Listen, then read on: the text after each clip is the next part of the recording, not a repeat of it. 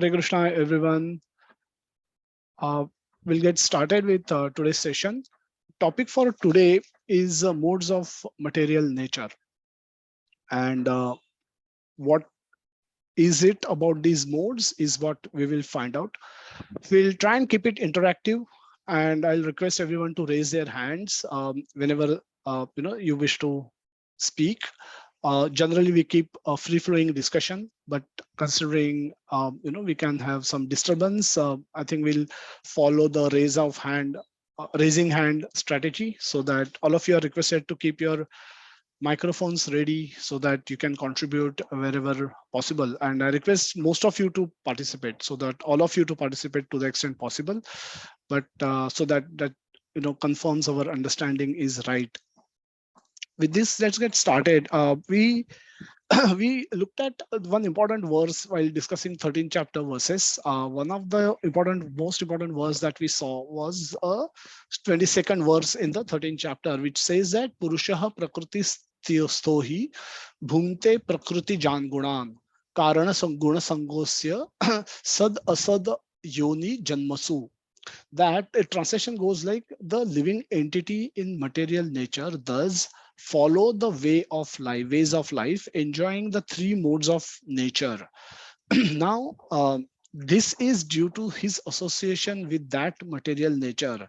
Thus, he meets with good and evil amongst various species. Sad asad yoni janmasu means lower and higher. Sat is Sat asat is good and bad. So good is obviously the higher species of life, where we get elevated from wherever we are presently. By when that happens, when we perform say good activities and good fruits are accruing to us, we get elevated in our subsequent births. And asad means bad. Bad is degradation, or we go down when we indulge in sinful activities, and when those fruits are likely to accrue for suffering, sometimes we are sent to the lower species as well. Now the species we understand, yoni is a species, and janmasu is we take birth. And why this happens? Because of our attachment, association with the material nature. And why we want to associate with material nature is we desire to bhungte, perform bhungte. Bhungte is desire to enjoy. Prakriti jan gunan. What we want to enjoy, the three more, we want to enjoy the life in three modes of material nature. So that is going to be what is our topic for today's discussion. We use this term material the modes of material nature very frequently in our discussion, but today we will try to go a little bit deeper to analyze and understand what this concept is all about, and how we can benefit by learning about this aspect of spiritual knowledge, that modes of material nature or bhautik guna, उनका उनके बारे में जान के हमें कैसे भक्ति में फायदा हो सकता है. So the bhunte used in this particular verse is means a desire to enjoy with our senses, and or it can also be described as enjoying mentality that we all possess. So the desire to enjoy or the enjoying mentality is considered to be the root or the seed of all that happens subsequently. What happens subsequently? When we get a seed, we nourish that seed by by acting in the three modes of material nature. And when we act in three modes of material nature, we either experience happiness or distress and incur fresh karma. When we incur karma, we get fruit. We are allotted a fruit, which for each karma there is a fruit that await us, be it in mode of sattva, rajo, or guna. Whatever be that fruit, whenever that fruit has to fructify, based on those prarabdha, that is called prarabdha. Fructified fruit is called prarabdha. Based on our prarabdha and based on our desires we have cultivated, we are given subsequent body. We were given new body after our death. And as long as one desire to enjoy with body and senses, this wandering in asat asad yoni janmasu will continue practically forever unless we rectify something on the at the seed level itself, the desire level itself, the enjoying mentality itself is corrected. Unless that is corrected, the subsequent corrections will not happen. Just give me a second.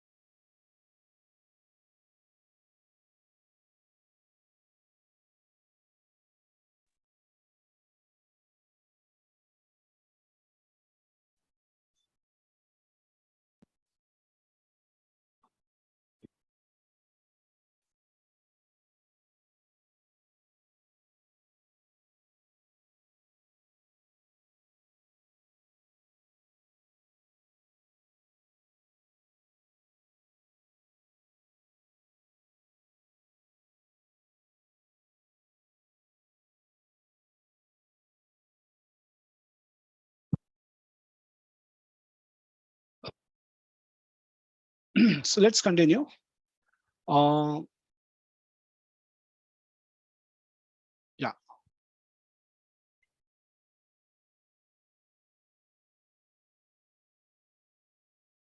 So to overcome this desire, one must submit to the process. And how? What is the rectification process suggested by 13th chapter? Is hearing. By hearing, one can. There are many methods which were explained, like dhyana, that is karma yoga, dhyana yoga, jnana yoga, and if all that is difficult, one may simply hear from authorities, one may simply hear from scriptures and act on those hearing, act on the message that one has received. So one when hears attentively with faith and perform upasana, one gets spiritual realizations, and by those spiritual realizations one will be slowly able to transcend the desire, rectify the desire. This is also called bija. uh, Bija Vakya of Bhagavad Gita means this becomes a seed for all that happens subsequently in Bhagavad Gita. This verse 13.22 is a seed, considered to be the seed. How? This is how it is done. The desire to enjoy, that is the seed. The bhungte, the word bhungte or the bhuktrutve in the previous verse that was used, is the desire to enjoy independently of Krishna, desire to enjoy using our senses. When we desire to give pleasure to Krishna's senses versus desire to give pleasure to our own senses. Now, this is the root cause, and that is talked about in 13.22, 21, and 22. Then actions are performed under three modes of material, under the influence of three modes, which is like pouring water on the seed so that the seed can nourish, get the nourishment. Chapter 14 will, in this section of Bhagavad Gita, we will understand the seed, the modes of material nature in detail. Chapter 15 describe an upside down tree of material existence. Urdhva moolam adha shakham. Urdhva is upar and moola are the roots, and adha shakham, below are the branches, and which are generally, so it's an upside down reflection of a tree. And that is described in the 15th chapter of Bhagavad Gita. 16th chapter explain us the upper portion and the lower portion of this particular tree. So the people have divine nature and demoniac nature. So who these people are, how they act, that is explained in the 16th chapter of Bhagavad Gita.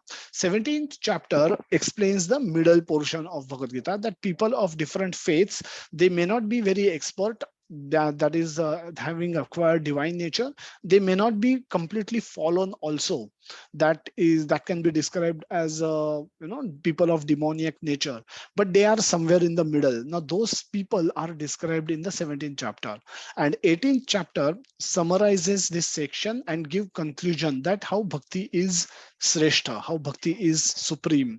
And so this flow starting from 13th chapter is explaining us how a jnani can also come to the conclusion that bhakti is supreme, and by jnana marga alone bhakti cannot be attained, krishna cannot be attained.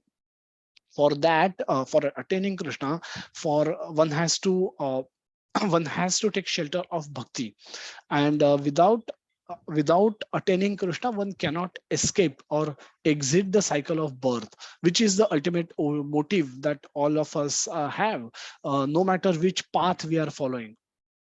So the 14th chapter explains the three modes of material nature in detail. Now they have various sections. This particular chapter has about 27 verses, is one of the smaller chapter. The 14th chapter and the 15th chapter are some of the smaller chapters of this of Bhagavad Gita. uh, 12th chapter has 20 verses, 15th chapter will also have 20 verses, and this particular chapter has about 27 verses. So the first section is from verse 1 to 13, and we'll look at few verses from this section, that how soul is conditioned by modes. Now that is explained in this particular section. That has some subsections which we'll today look at. One is the glorification of this knowledge, how this knowledge is glorified. So Krishna has done similar strategy in earlier verses, like verse 9th, where he explained that Raja Vidya Raja Goyam Pavitram Vidamuttamam. And so this is his glorifying that what he's going to speak, and that is done, right? We all do that. We all want to catch attention of our audience. We say now something seems something, now I'm going to say something very, very important, and then suddenly everybody gets alerted and they start paying more attention. So this is generally done. Krishna has done that previously, so he does similar thing at the beginning of this chapter as well. So in the first couple of verses, he explains why this knowledge is supreme. And Prabhupada has given beautiful purport for these two verses, which we will today look at. The third and fourth verse tell us how soul contact matter. We all have heard of reincarnation or transmigration, taking birth after birth. We say we have taken birth again. A soul leaving body will take birth again. Now, how it all had started, how does it really happen? That part is explained at a very high level in the third and fourth verses. We will look at that also. Fifth to ninth verses tell us how modes bind the soul, and 10 to 13 verses explain identifying modes dominating us by their influence. The modes, there is a tussle going on between us, between the three modes, and that aspect we will talk about in the verse from verse 10 to 13. The effect of conditioning by the modes we'll discuss from the verse 14 to 18. We'll probably not be able to cover this aspect. We'll do it in the subsequent classes. And the transcending the modes, which is the ultimate objective. Krishna has said that Traigunya Vishaya Vedam Naistraigunya Bhavarjuna, that modes of material nature are there and they exist and they act on everyone, but one should try to transcend those modes, not come under their influence, but actually transcend, go above the modes, act above the modes. So well, let's jump into today's discussion right away. Knowledge of mode is glorious. That Bhagavan Uvacha Param Bhuyah Pravakshami Jnananam Jnanam Uttamam Yad Gyatva Manuyah Sarve Munayah Sarve Param Siddhim Mito Gataha. The very beautiful verse. All these verses in the 14 chapters are also very sweet, very beautiful, very simple to read, easy to read. If one is one knows how to read Devanagari, I think it's very natural to follow the flow of words. So what Krishna is saying here is, now Krishna started this chapter without any question. We say that in the similar start he has done for 9 chapter and 7 chapter, 9 chapter. Uh, so the 13th where Arjuna asks question and then the knowledge begin. But generally Krishna also we've seen starting some chapters on his own. Now the Supreme Personality of Godhead said, again I shall declare to you this supreme wisdom, the best of all knowledge, jnananam jnanam uttamam. So the best of all knowledge, and I shall declare to you this supreme wisdom, the best of all knowledge, knowing which all the sages have attained the supreme perfection. When he's saying Munayaha means sages, Munis are the people who perform austerities. This is not Bhaktayaha. Bhaktayaha, because that aspect was covered till 12th chapter. Now, this is a Jnana section of Bhagavad Gita. Now, Jnanis are not ordinary people. Now, they have superior knowledge. They have developed superior knowledge and they want to understand the absolute truth using their analytical faculty. And so they don't want to accept bhakti unless they have exhausted with all their other options. And that's why gyanis take more time to come to bhakti, to become devotee and to come to Krishna, because they keep analyzing and analyze and reject, analyze and reject, and then finally when they come to a conclusion by devotee's mercy or Krishna's mercy, that how bhakti is supreme and how they should accept bhakti, perform bhakti, hear from the scriptures and perform upasana, sadhana, then and then from that moment onwards their progress begins, but otherwise they take long time. So Krishna is assuring that a lot of munis have taken have followed this path.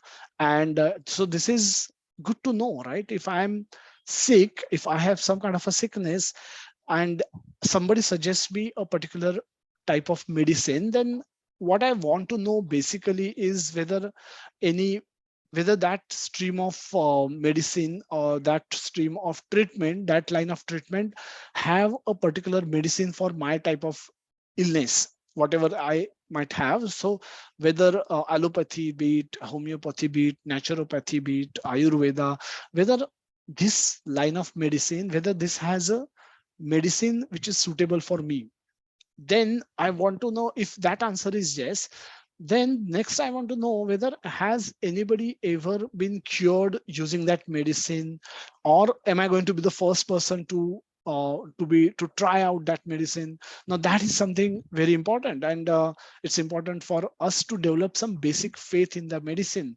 And when we hear that many people have tried this medicine in past who had a disease similar to that of ours, and they have been cured properly. Now that gives us some basic faith that yes, the medicine exists and medicine has worked in past.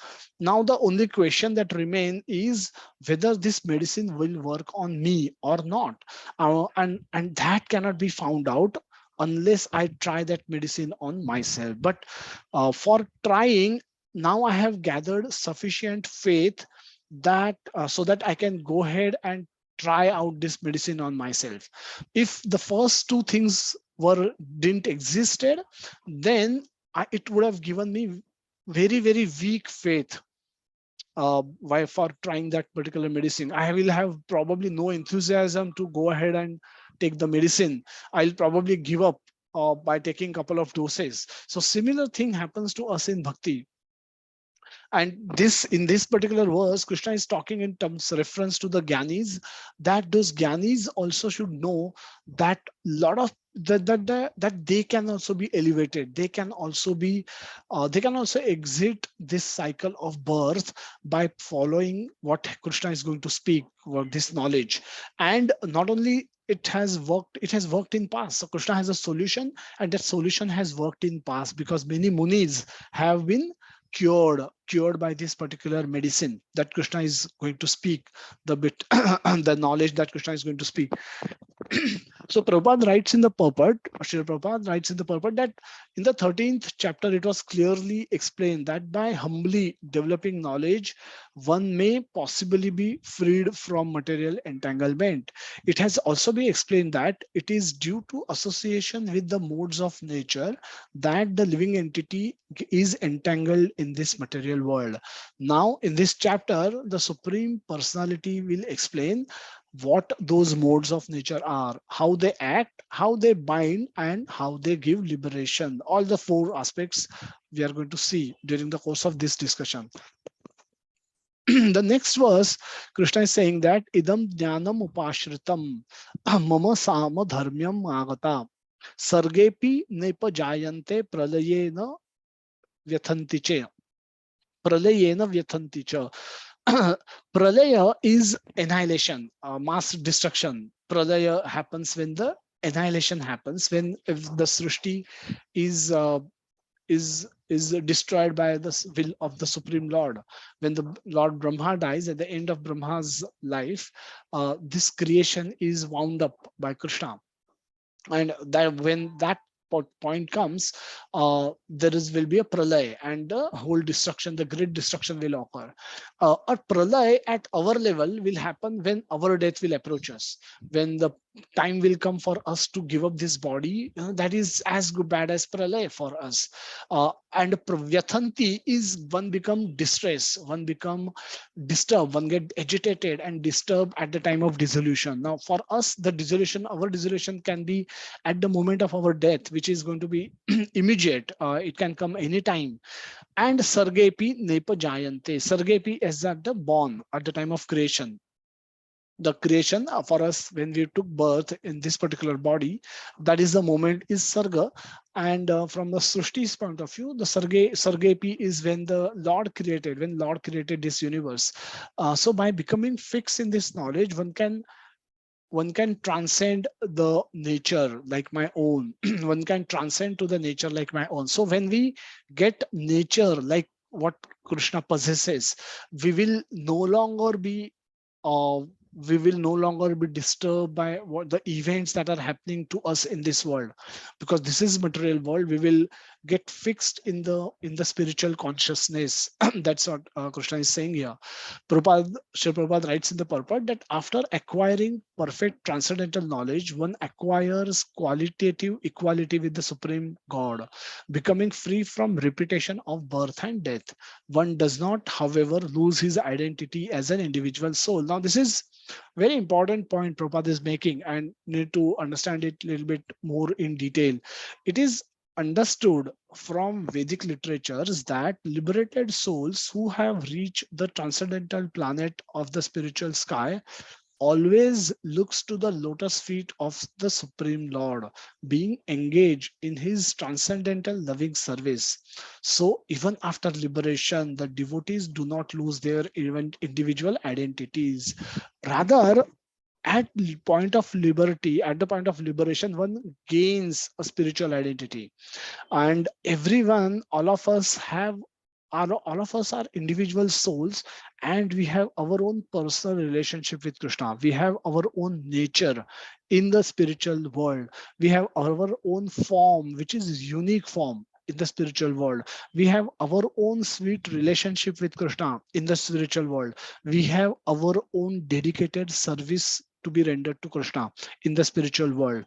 So many points which comes out that after in the spiritual world there is no time for us to relax. Yesterday Krishna Premanand Prabhu was saying that as one grow, his his responsibilities increases, and one never retires. There is no retirement even in the material life from spiritual activities. There is no question of retirement or relaxing or doing nothing, or inaction, time for inaction, no action in the spiritual world, because there is always action. Devotees are always thinking and willing and endeavoring to love and serve Krishna, loving service of Krishna. And what does Krishna do? Krishna does same thing to you. Krishna is reciprocating with the devotees. The devotees in the spiritual world has only one object of service, one object of affection, that is Krishna. And Krishna has equal reciprocation with the devotees.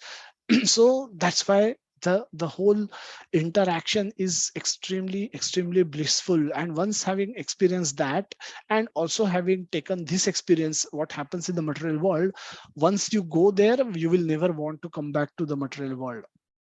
So uh, so so important point, again, to reiterate, that you do not lose your identity, you don't merge anywhere, you retain your individual identity.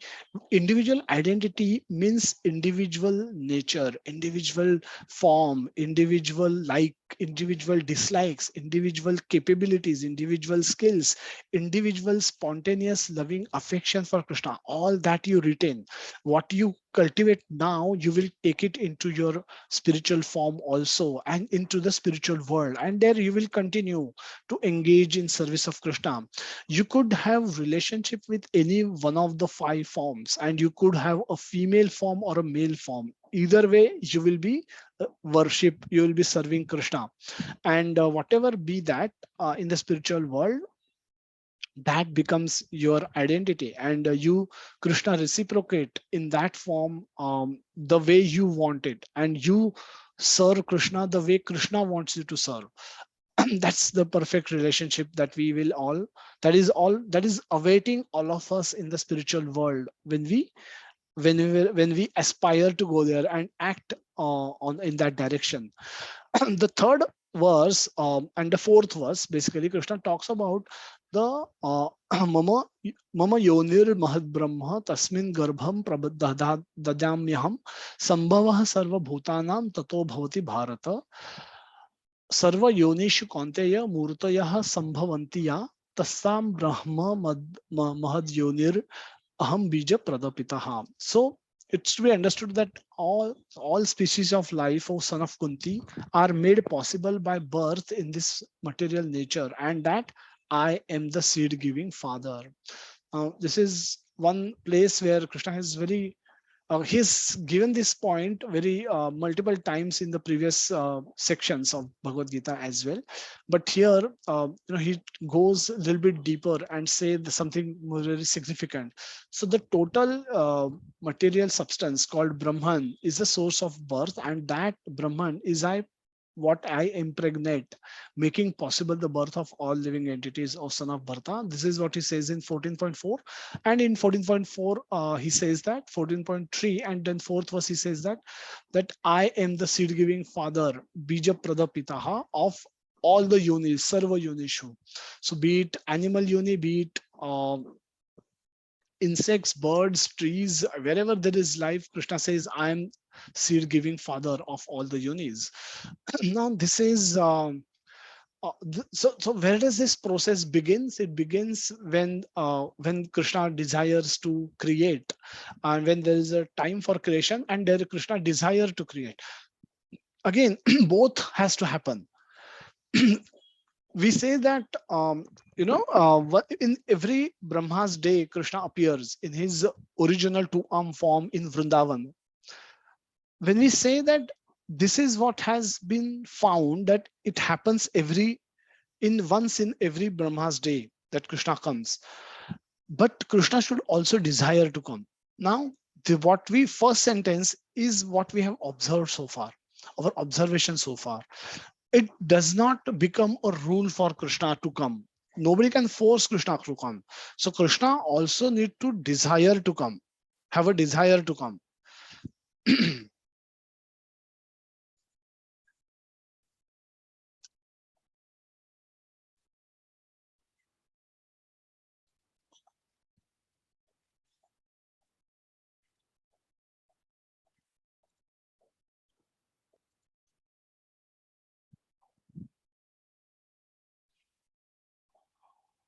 Vikas Prabhu, you've been removing people. I sometimes suddenly go to the chat. So Yes, bro. Yeah, I have removed actually 2 3 people. They were. okay. Yeah. Yes, bro. Hare Krishna. Yeah. So stop me wherever you want me to. Right, bro. All right.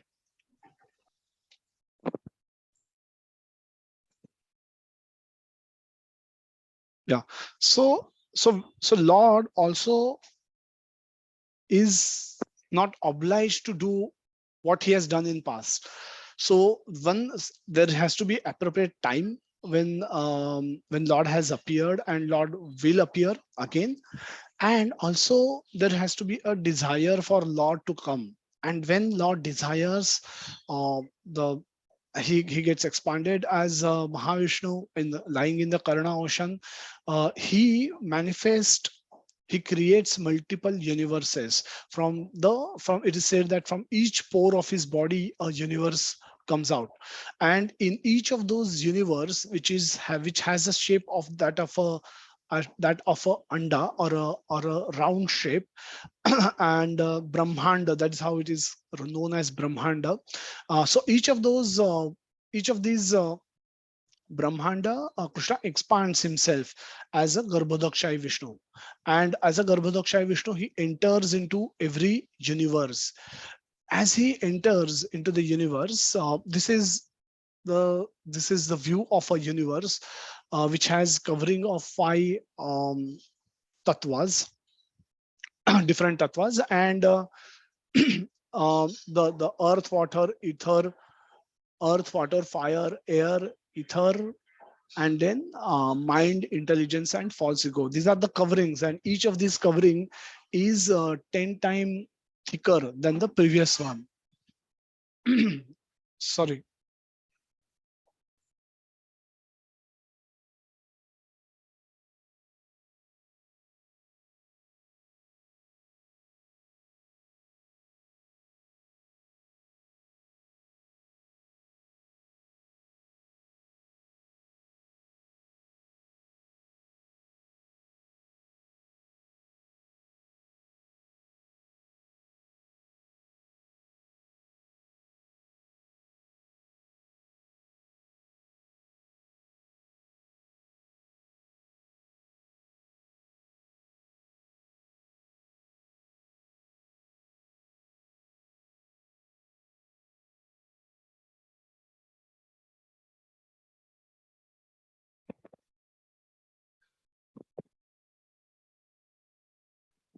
Hare Krishna. There's been a lot of unwanted disturbances in today's meeting. so when Garbhodakshay, so the Mahavishnu expands himself and enters into each universe as Garbhodakshayi Vishnu, and then the Brahmaji manifest. He manifests Brahmaji from the there is a lotus that sprouts, then Brahmaji appears, and Brahmaji starts creation. Now, this is where the Krishna glance on the material nature, and all the jivas are created. All the jivas are created, and the jivas come, they are given the bodies as per their previous desires, which were there in their previous life. And but still nothing is moving. The bodies are formed, and the universe is created. Within the universe, all the facility is created. All the lokas are created. The upper planetary system and lower planetary system is created. Bhuloka is created, and there are jivas everywhere. There are upper planetary systems has called the jivas are there here as well, uh, which are known as the higher planetary system, the Swargaloka, Bhuvarloka, Swargaloka, Maharloka, Janaloka, Tapaloka, Satyaloka. That is Satyaloka is Brahmaji's abode, and then there are lower planetary systems.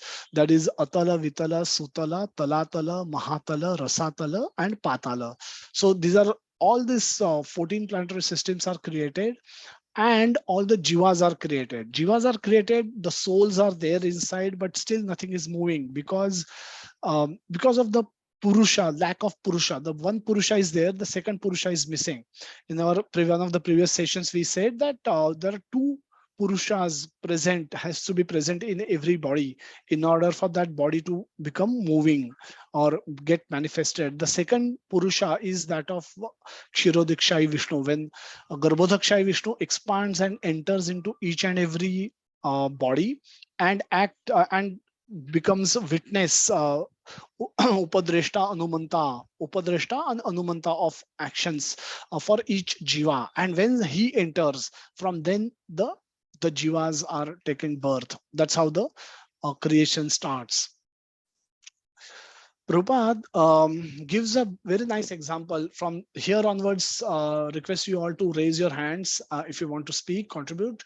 But feel free to do that. Don't worry about what nonsense happens in the background. If we've had two co-hosts who are active, they will kick out anybody who create nonsense again in the meeting.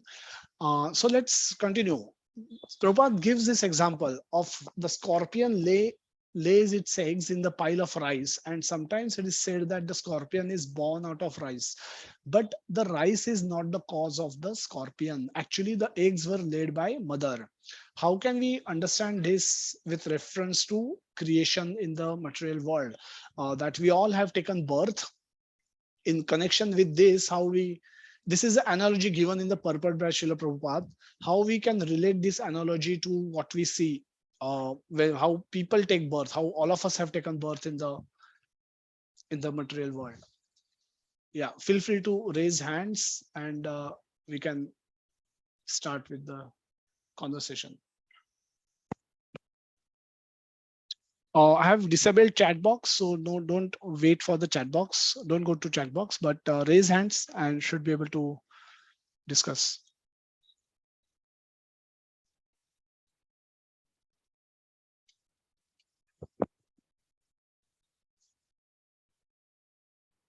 Anybody wants to contribute?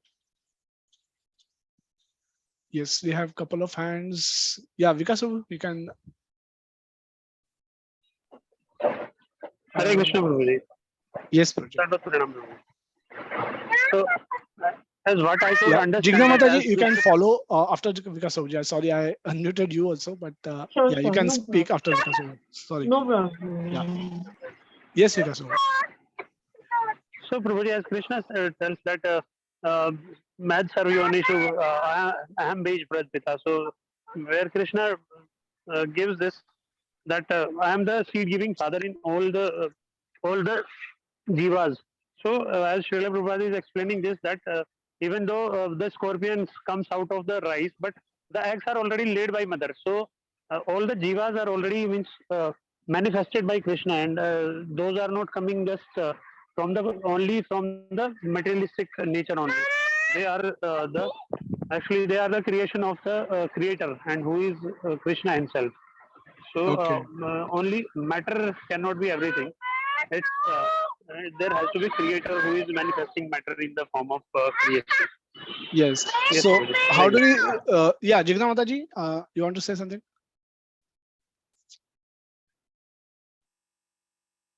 You can unmute.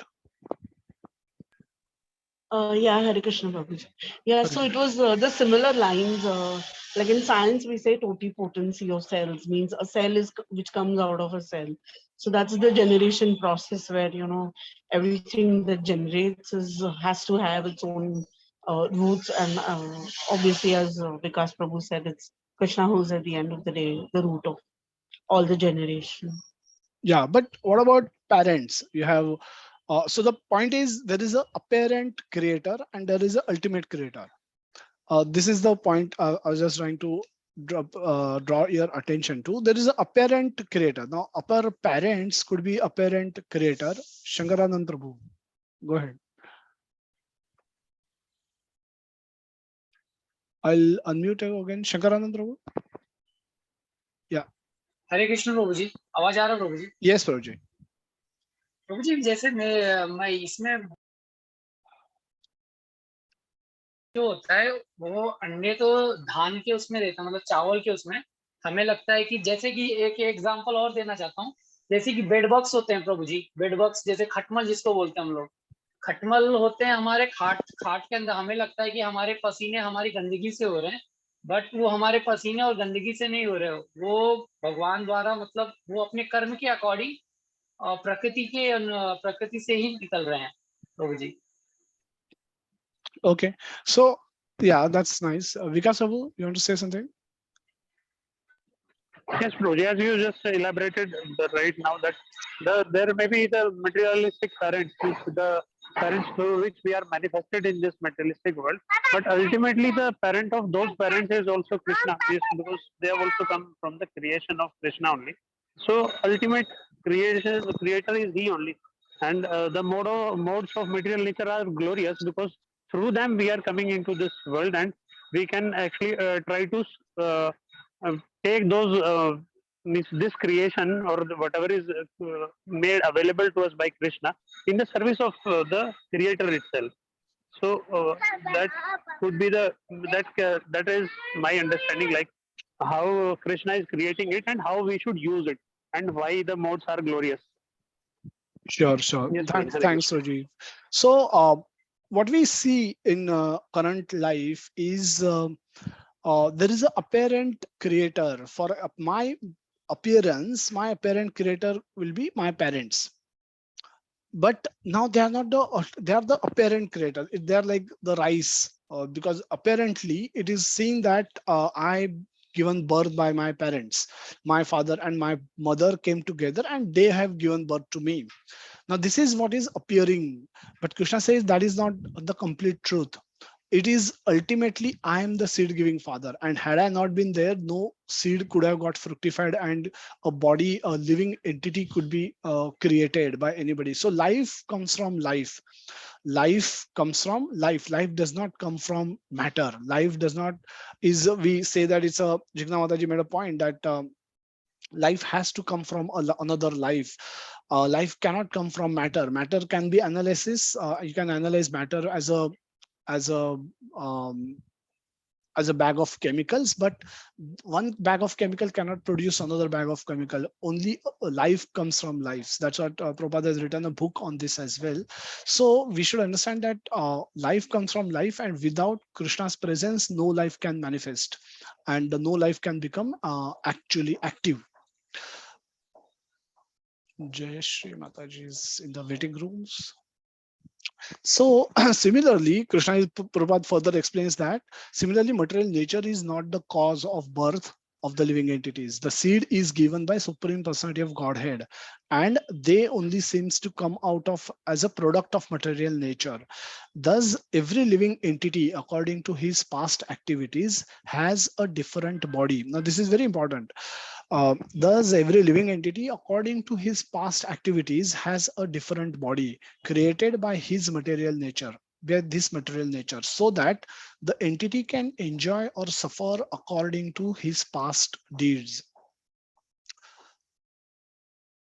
So, thus, every living entity, according to his past activities, has a different body created by this material nature. The body is created by this material nature, but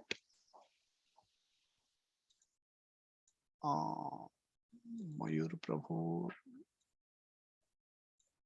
Yeah. So body is created by material nature, but and the according to what is the trigger? The trigger is according to the past activities of each soul. But but Prabhupada says so that why it is created, why these bodies are given, so that the entity can enjoy or suffer according to his past deeds, and the Lord is the cause of all the manifestations of all the living entities in this material world. So the ultimate cause is Lord. The apparent cause could be the material nature. Material nature, for us, our reference, easy reference is our parents. They are giving us birth, and they can be seen as the acting, the apparent they can, it can be seen that we are taken, they are giving us birth, but it is possible, made possible only because of the intervention and the cause ultimate, which is who is Supreme Lord himself. Now Krishna introduces the three modes here. Sattvam, Rajas, Tama iti gunaha prakriti sambhavaha nibandanti mahabaho dehe dehinam avyayam. Dehe dehinam avyayam. Material nature consists of three modes: goodness, passion, and ignorance. That is Sattva, Rajo, and Tamoguna. When the eternal living entity comes in contact with nature, O mighty Am Arjuna, he becomes conditioned by these modes. Very significant statement by Krishna. Is for the first time he's kind of introducing those three modes, and now he's going to speak elaborately about these three modes. Now, so this is right time for us to understand what exactly are these three modes. So how do we understand the modes? What are these three modes exactly? In a computer system, all of us are users of computer. We all use computer systems. So, uh, so there are installed programs and there are default settings or pop-ups basis our frequent use. So if, for example, if we have, it's like artificial intelligence built into our system by Krishna. If we, all of us use mobile for typing, and if you have typed, you have sent me a lot of messages, you probably would have typed Prabhuji, Prabhuji. You would have, so every time you start typing in your phone, PRA, uh, there is the mobile phone understand that you probably want to type Prabhuji, and then it gives you as a suggestion, and then it auto completes later. Once you type PRAB, it does not wait for you to type the rest of the spelling, it just auto completes as Prabhuji, and most often that's correct, hopefully. uh, this is what happens in a system, a computer system, or where the default settings, the auto completes, they pop up, and they pop up a suggestion to us. Now those suggestions are based on our past indulgences, past uses of those words. Now the similar thing is what the modes are. so as long as so the modes are determined, modes are, so similar thing is modes are, so the modes are determined by our past actions, indulgences, thoughts, association, culture, food, etc. Food we eat, and from past life and current life as well. So the modes, certain modes we acquire at birth, obviously they have come from past life, and later we modify those modes during our lifetime by association, by different indulgences, and so on and so forth, and we will talk about all that in a while. Now, acting under the influence of modes, we become forgetful of our real identity as soul, and then Krishna as God. Because what is the reason why we act? We reason why we act is to satisfy our senses. Now, when you think you have senses, when you are bodily conscious, when you become bodily conscious, you're obviously not Krishna conscious. When you are not Krishna conscious, then you think you are body, then you will also think you have senses, then you will also have desires, and then you will act to fulfill those desires. And while acting to fulfill those desires, you will choose one of these modes to act, either sattva guna, rajogun, tamogun, or different combination of these gunas to act while acting. And this is how the process begins. What are really these modes? These modes are things like, just like I have this laptop, I have this table, I have mouse, I have this phone. Are these modes a thing or a concept? Concept is something that's there in your thoughts. It's really not implemented, not present anywhere. You cannot see, cannot feel, cannot touch. So are modes a thing or a concept? So modes are actually it's not a gross thing as all of us can imagine. Intelligence is not a gross thing. Mind is not a gross thing. These are subtle things. These are subtle things. It's gross is something that you can see, you can touch, you can measure. But modes are subtle things. Now they exist in reality. They do exist, just like our intelligence exists. We can't see, we can't we can't feel, we can't touch, but it exists. Our mind exists. Now you cannot look at mind inside your body, but it exists. It trouble us, it can elevate us, it can depress us someday, it can give us a lot of joys another day. So so mind also exists. Similarly, modes also exist. The modes of material nature, they also exist. Now they exist and they are active. It's not that they are sleeping. Modes are very much active. The moment, all the time they are active. And so if they exist, if they align, if they are active, what choices we have to deal with them. Just like we have to deal with our mind, we have to deal with these modes of material nature. And how best we can deal with them is to align our actions according in a harmony of them. So modes are subtle forces that shapes our interaction between soul and gross matter through the roots of these subtle modes. So this is the definition of modes, how modes can be defined. Modes can be defined like this, that they are subtle forces. The forces is like autocomplete that pops up on our computer screen. Now it is pushing you towards completing this particular word. When you type PRB, PRA, it is pushing you towards typing Prabhuji, but it is not compulsory for you to type Prabhuji there. Now, so these are pushes or the forces which are acting on us to act in a particular way. Now, why? Who has to act? The soul has to act. With whom? The gross matter. So there is an interaction when we acquire this body. Then the soul gets this body. Soul is forced to act. Soul is forced to act. So the action of soul comes with the uh, his interaction with the gross matter is what is determined by the modes of material nature, that will be influenced by the modes of material nature. So this is a residential building and this is office. This is the road which leads from residential building to the office, and this is what is in between, a bar. There is Mr. A who travel on this road from home to office and comes back. Now Mr. A has never drank, has never tasted alcohol, has no desire to taste alcohol. Neither he does not go to parties, not go to pubs, and completely unaware of or has not indulged in alcohol ever. Same office and same building stays Mr. B, who also travels on the same road, takes the same road, goes to office and come back. Now, Mr. B has tasted alcohol, has been indulging in alcohol maybe from his college days, and continued doing so occasionally, more frequently, regularly, whatever. But he has tested most of the bottles which you can see in the showcase.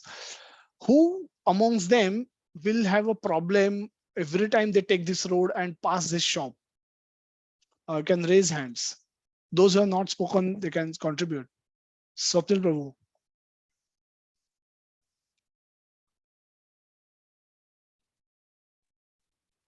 Hare Krishna, Prabhuji. Dandavat Pranam. Hare Krishna. Prabhuji, actually, I raised my hand for the previous example you gave about scorpion. Basically, what we've been going through is what we understand is Krishna is cause of all causes. And therefore, when we see the apparent things in life, we try to immediately, as a limited knowledge we have, we try to see the apparentness of the thing and not to the deeper reason, which what might be is that Krishna is reason behind all, and he is manifested everything in this world. But what we try to see is the immediate, what we see apparent to our senses, that is our eyes and what we hear, and then we put a definite reason. So if at all we are into bhakti, probably the bhakti will try and realize us that Krishna is cause of all causes, and it's not what is apparently seen to our senses. That's what I wanted to say. Yes, that's right. And Jnana Chakshu, yeah, Hare Krishna. So the last session we completed we completed the section of Jnana Chakshu, that's seeing at a reality with the eyes of knowledge. And so this very much covers that aspect. Sudeep Prabhu, you want to say something about the example that we are talking about? Yeah, Hare Krishna, Prabhu. Hare Krishna. Hare Krishna, everyone in the group, in the class. Yeah, Prabhuji, in this example, what I understand is that the person who has never tasted alcohol or who has never been to a bar, he will have no difficulties to travel this path. But the person who have tasted Now, under the influence of Maya, now he will always be stopped before getting back to home. He will always have the inclination to at least visit the bar once, which will so he is in a decision dilemma. So he may think that whether what I am doing is incorrect, he knows, but he still cannot stop himself under the influence of Maya. But the person in the first condition, he does not have that influence of Maya, so peacefully he goes to office and comes back home. Okay, yeah, very nice. Ravi Prabhu, you want to say something? Yes, Prabhuji. Coming to this Sattva, Raja, and Tamoguna, the person from his childhood, if he is being trained in Bhakti conscious, Krishna conscious, definitely he can able to understand what is bad and what is good, and accordingly he can run his life smoothly in the Bhakti conscious. So in this example, I believe that the person A who is traveling in the path from residence to office, he might he has seen the bar, but he has never tasted the alcohol, and yes, definitely he might be in a Bhakti conscious. So that's the thing. Is capable enough of what to say? Is capable enough of dealing the situations very easily. So that's the thing, and that's it, Prabhu. Okay, so we have not still introduced bhakti aspect in this. In the simple example where we are saying that the two people travel on the same road, who is going to get a push to visit the bar? Now that Sudhir Prabhu has mentioned B. that the B is the person. Okay, perfect. Yeah, we'll move on. So the B is the person who is likely to get more pushes to enter, to stop by and enter the bar, visit the bar every time, as Sudhir Prabhu said, every time while returning from office, because he has done the previous intelligence, previous indulgences, there will be a push that will come from within to stop by and go visit. Now, so this is called the influence of the modes. More example, some gets angry and start punching other people around or hurting themselves when they get angry. This is could be an example of which guna, which mode. We have three options: sattva, rajo, tamo, or we can say tamo guna, or tamo guna, rajo guna, sattva guna, more ignorance, passion, and goodness. Swapnil, Ravi, Sudhir Prabhu, Nupur, Hare Krishna. Hare Krishna Prabhuji, Dhanavad Pranam. Prabhuji, mode of passion. Anger comes under mode of passion. If I'm Okay, not wrong. okay. Next example, some may get angry and get drunk to forget their cause of anger.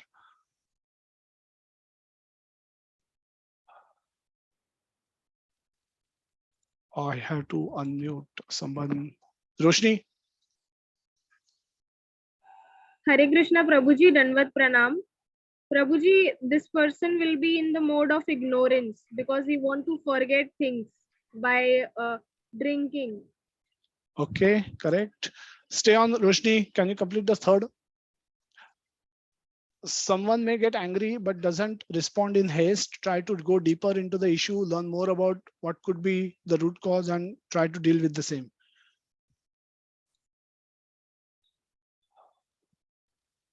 Sorry, Roshni, you can unmute. Continue.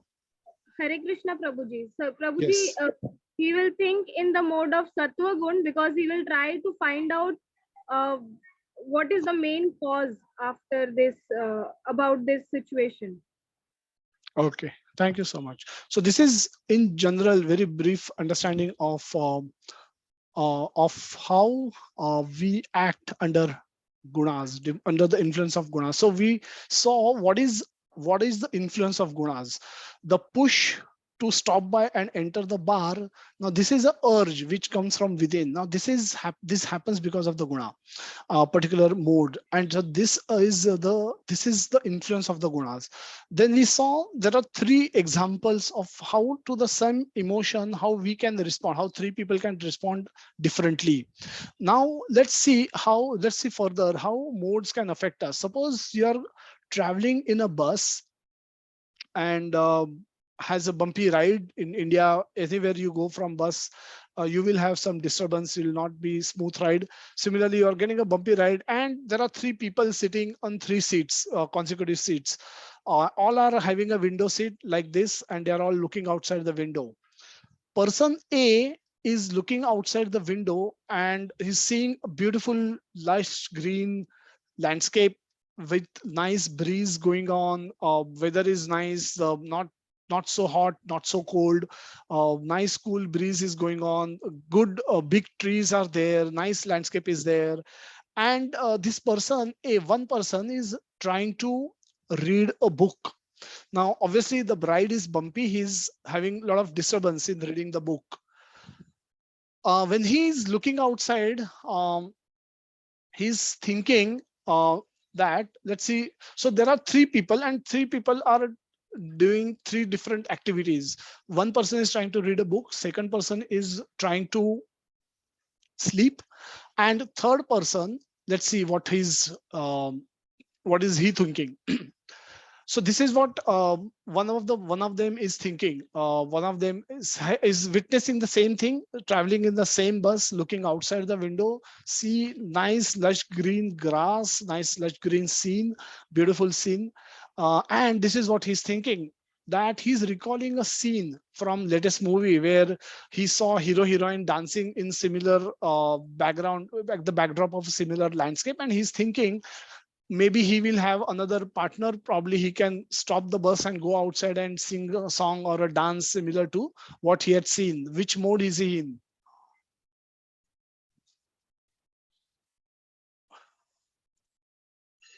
Let me unmute you all. Allow participant to unmute yourself. I have activated that. Hare Krishna, Roshni, Prabhuji. yes, Vinod Prabhu. Krishna Prabhu. It's a mode of passion where, just trying to enjoy the thing and romanticizing about, what we have seen in past and trying to correlate with that. So it's a mode of passion. So mode of passion, correct. One thing how his book, one thing how he can read the book. Book reading is affected by bumping bus ride. So he thinks that he will let him get out and lie down in the forest and read, think, contemplate. Which mode he is in? Hare Krishna Prabhuji. Yes, Roshni. Prabhuji, he is in Sattva Gun. He's in Because he- Sattva Gun. Okay, correct. Yeah, Sattva Gun.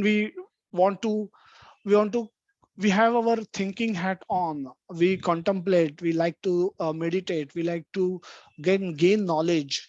And so these are the qualities of Sattva Guni person.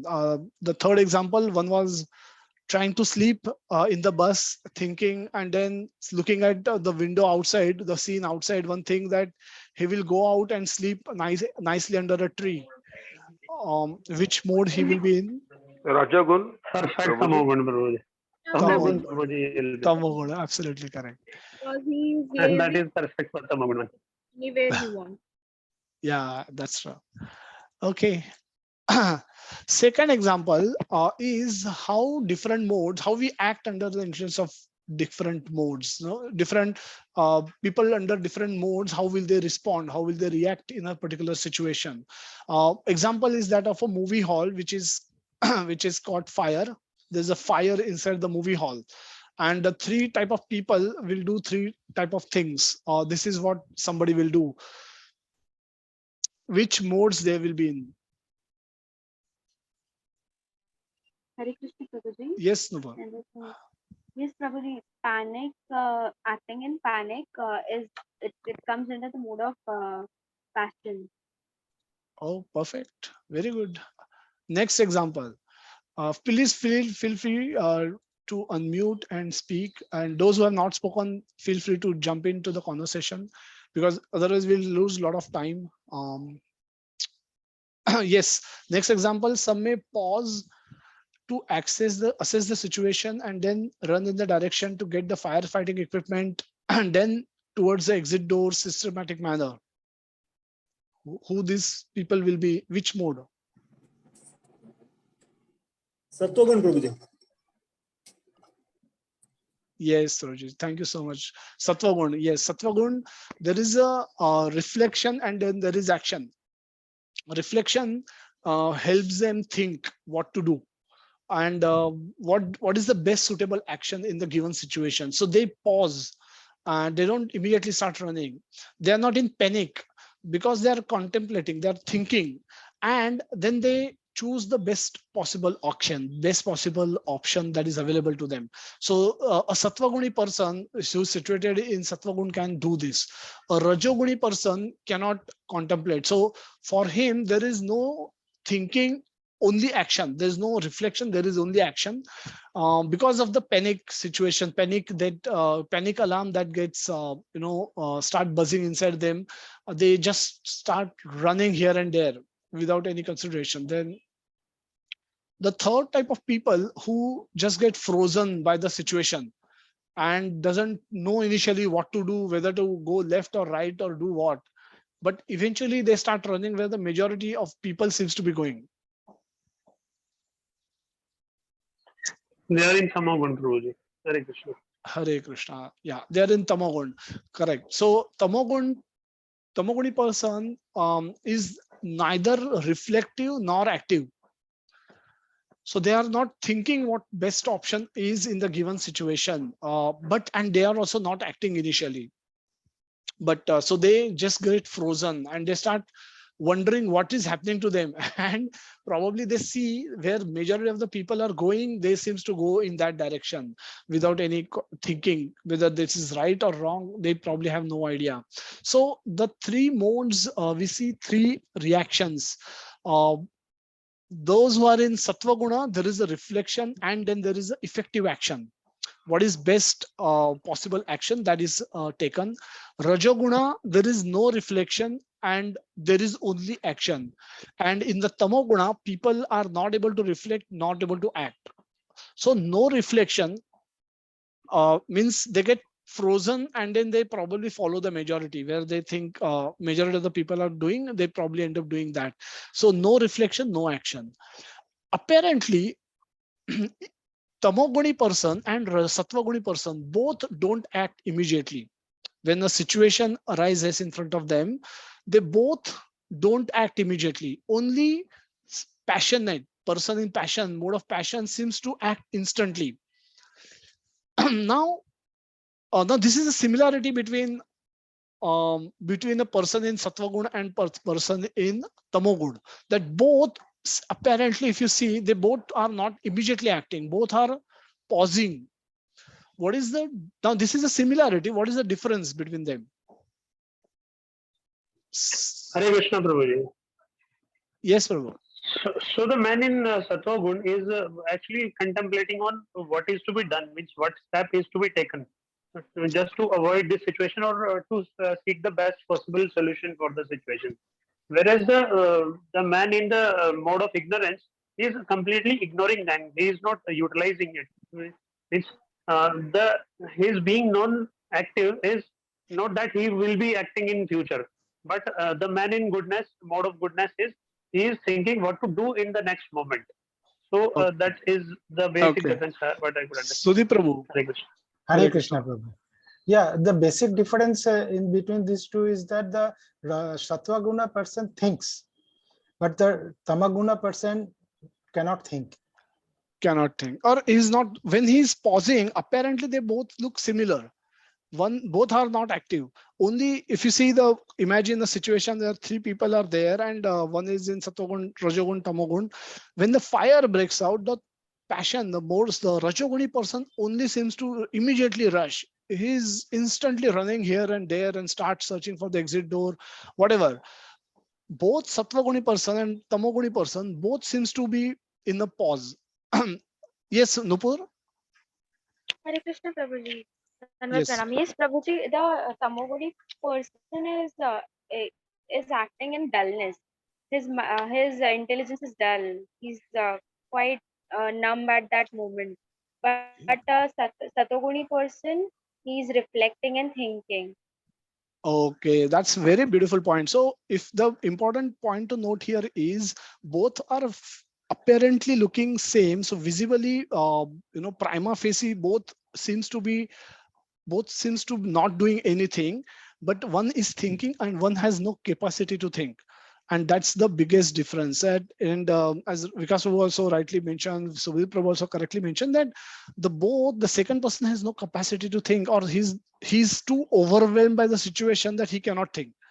Either way he is not going to think. So both apparently look similar, but one is reflective and he is going to come up with a constructive action soon. The other one is non-reflective and will probably, so one so why we can, where we can use this in our real world is, when we see people around now, they may appear to be similar, but their reality could be different. Now, one may judge both to be in tamogun, or one may judge both to be in sattvagun. Without, if we don't wait for what happens next, what will happen next? The sattva person will start searching for the firefighting equipment, or will take some constructive action. What will tamoguni person do?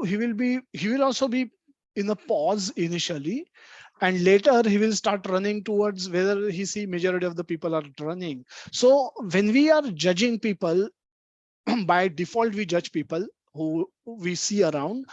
We should be careful. We should not make a early judgment. How how we can change the influence of modes? Now there is influence, we cannot deny that, and the influence act on us. Now can we do something about it? Now let's take a third example. Third example, we have had a nice big lunch, and we are facing an exam and we need to study. So as we need to study, we enter a room where people are taking rest after afternoon meal. Everybody, there are nice soft sofas everywhere. Room is properly air conditioned, has nice temperature, and we find a nice soft cushion chair for ourselves with a neck rest, and we take our books and we go there and start studying. And as we watch people around, as we look around, we see everybody is sleeping.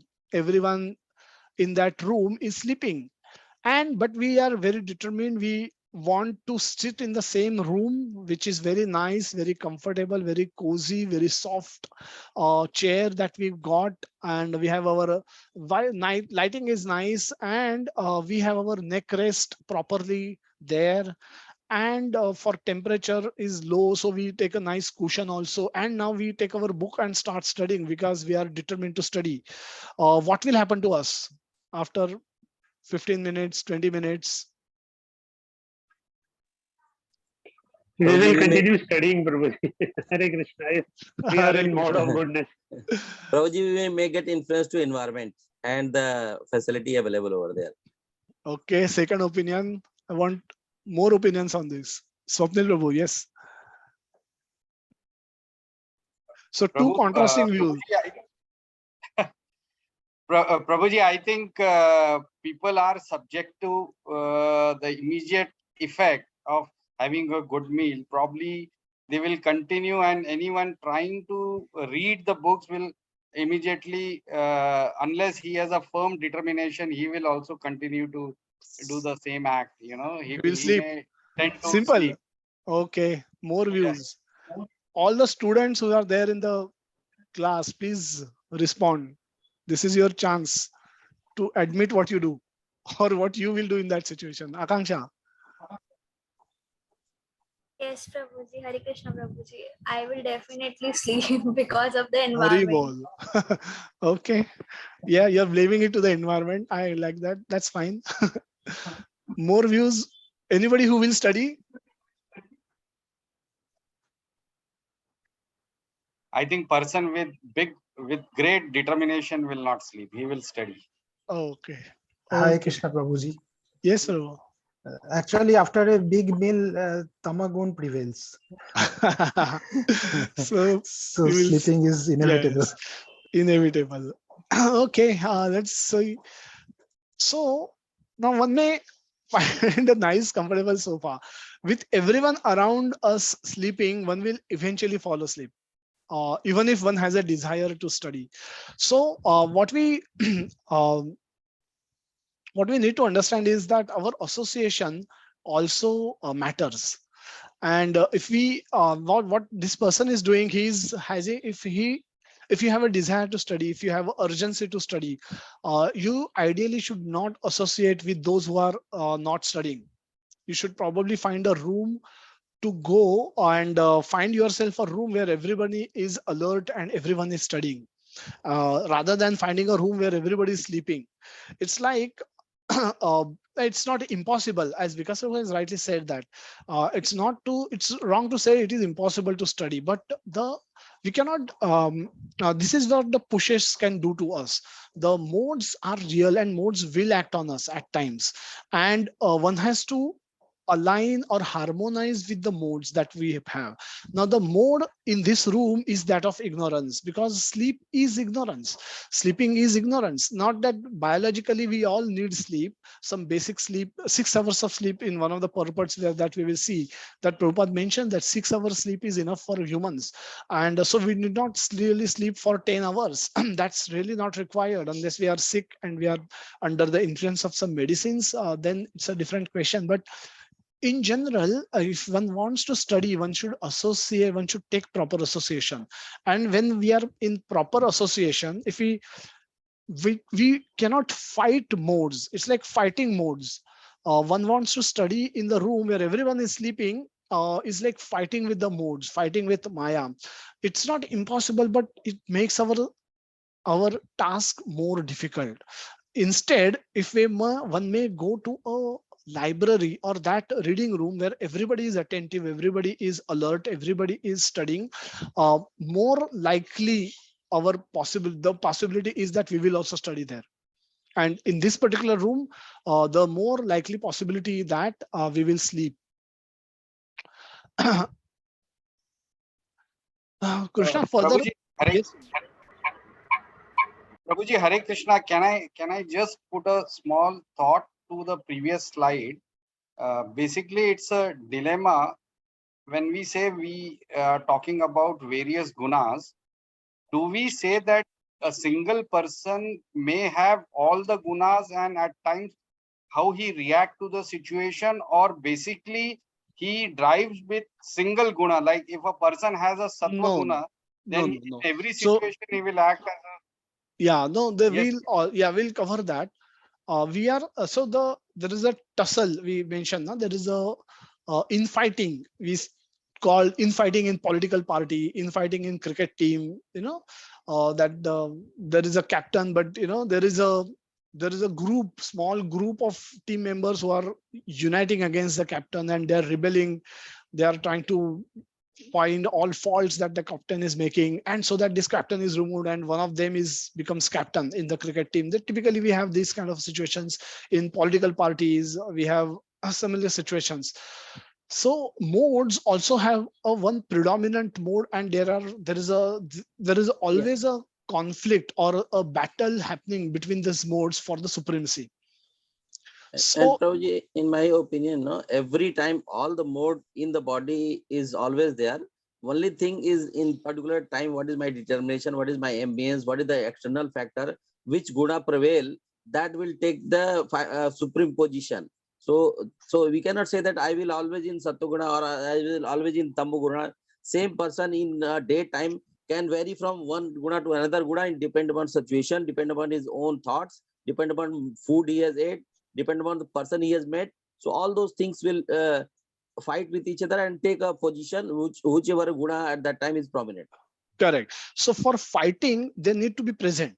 So their presence is implied.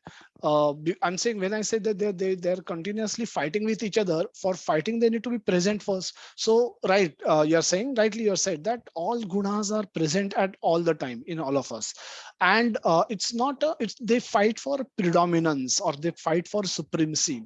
And when we act, our actions can also be a mixture of these gunas. It's not necessarily under the influence of one guna only. So we will cover those aspects in the subsequent verses of this same chapter, and we will come to that when we pick up those themes. So now Krishna will speak about something interesting, that he'll now describe the three modes that are there. The material nature consists of three modes: goodness, passion, and ignorance. When the living entity comes in contact with the nature, O mighty Arjuna, he becomes conditioned by these modes. The next verse, now he is going to talk about each guna independently, and different characteristics of that guna, and what is the problem, the conditioning. Bandhan is a bondage caused by that guna. Now each guna causes bondage. That's very important point to note.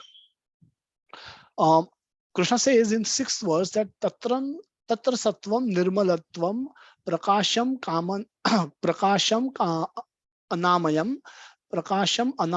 sukha sangena bandhati sukha sangena bandhanti jnana sangena chanagha. O sinless one, anagha is a sinless one.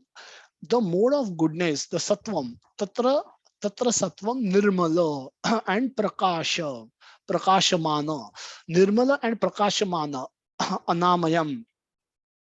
Nirmal and prakashman. Prakashman is light, illuminating, and nirmal is mala is dirt, and nirmala is without any dirt. So Nirmala and Prakash, these are the characteristics of Sattva Guna. The Sattva Guna is where is the mode of goodness, which is purer than the other, is illuminating, and is free one from all sinful reactions. So it's, if there are no sinful reactions, naturally there will be prosperity, there will be sukha, happiness, and sukha sangena bandhati jnana sangena chanagha. So if one is living a very sinless life, or not so much there, if one is not indulging in many sinful activities, sinful reactions are not there, then naturally the life of that person will be sukhi or happy. That those situated in this mode become conditioned by the sense of happiness and knowledge. So this sense of happiness and knowledge are the binder, they act as a bondage for a person in sattva guna. But sattva guna otherwise has these three qualities: it's nirmala, it's prakasham, and anamayam. It is free from sinful reactions. Let's see what Prabhupada say for this particular purport.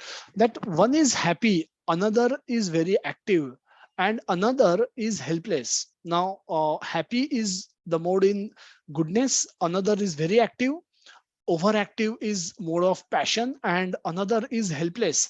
Helpless, deluded is mode of ignorance. All these types of psychophysical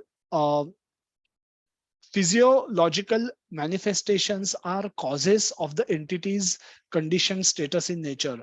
How they are differently conditioned is explained in this section of Bhagavad Gita. So Prabhupada gives background to this to what is going to follow. The mode of goodness, now Prabhupada talks about the mode of goodness, is first considered. The effect of developing mode of goodness in the material world is that one becomes wiser than otherwise conditioned. Now when they say wiser, they're talking in terms of other modes, the people under the influence of other modes. A man in the mode of goodness is not so much affected by material miseries, and he has a sense of advancement in material knowledge. A representative type is Brahmana, who is supposed to be situated in the mode of goodness. Now it's supposed to be, okay, in this Brahmana by karma, not necessarily by birth. This sense of happiness is due to understanding that In the mode of goodness, one is more or less free from sinful reactions. So the sense of happiness, why it comes? Because one is free from sinful reactions. That is the characteristics. And the happiness is the effect, the cause and effect. The cause, because you are free from sinful reactions, you have a sense of happiness. Now, actually, in the Vedic literature, it is said that the mode of goodness means greater knowledge and greater sense of happiness. The difficulty here now, Prabhupada, is one may actually start thinking that, oh, it's nice. So you have all knowledge, you have the sense of happiness.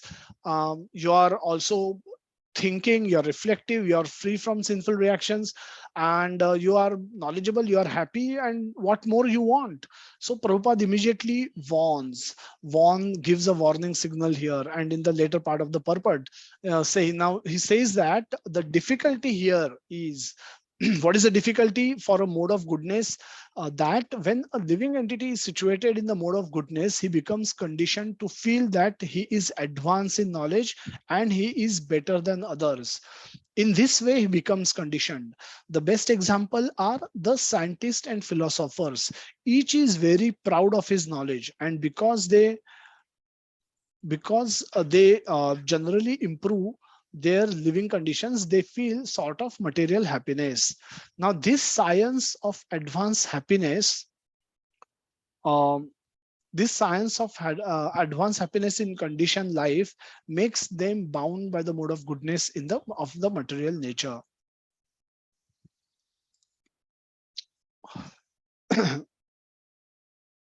Yeah, as such, they are attracted towards working in the mode of goodness, and as long as they have an attraction for working in that way, they have to take some type of body in the modes of nature. Thus, there is no likelihood of liberation or of being transferred to the spiritual world. Now, this is where mode of goodness becomes a problem. Repeatedly, one may become a philosopher, a scientist, or a poet, and repeatedly become entangled in the same disadvantageous birth and death. But due to the illusion of the material energy, one think that this sort of life is pleasant. So, what is the primary problem? Now, the mode of goodness otherwise sounds very attractive.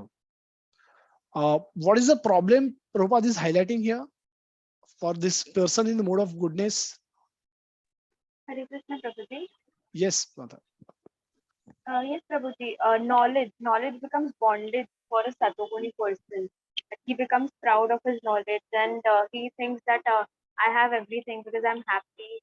I have knowledge. I'm living a good life. I'm living a healthy life, and because of that, he is not able to understand that the material existence is miserable. Material existence is miserable. Correct.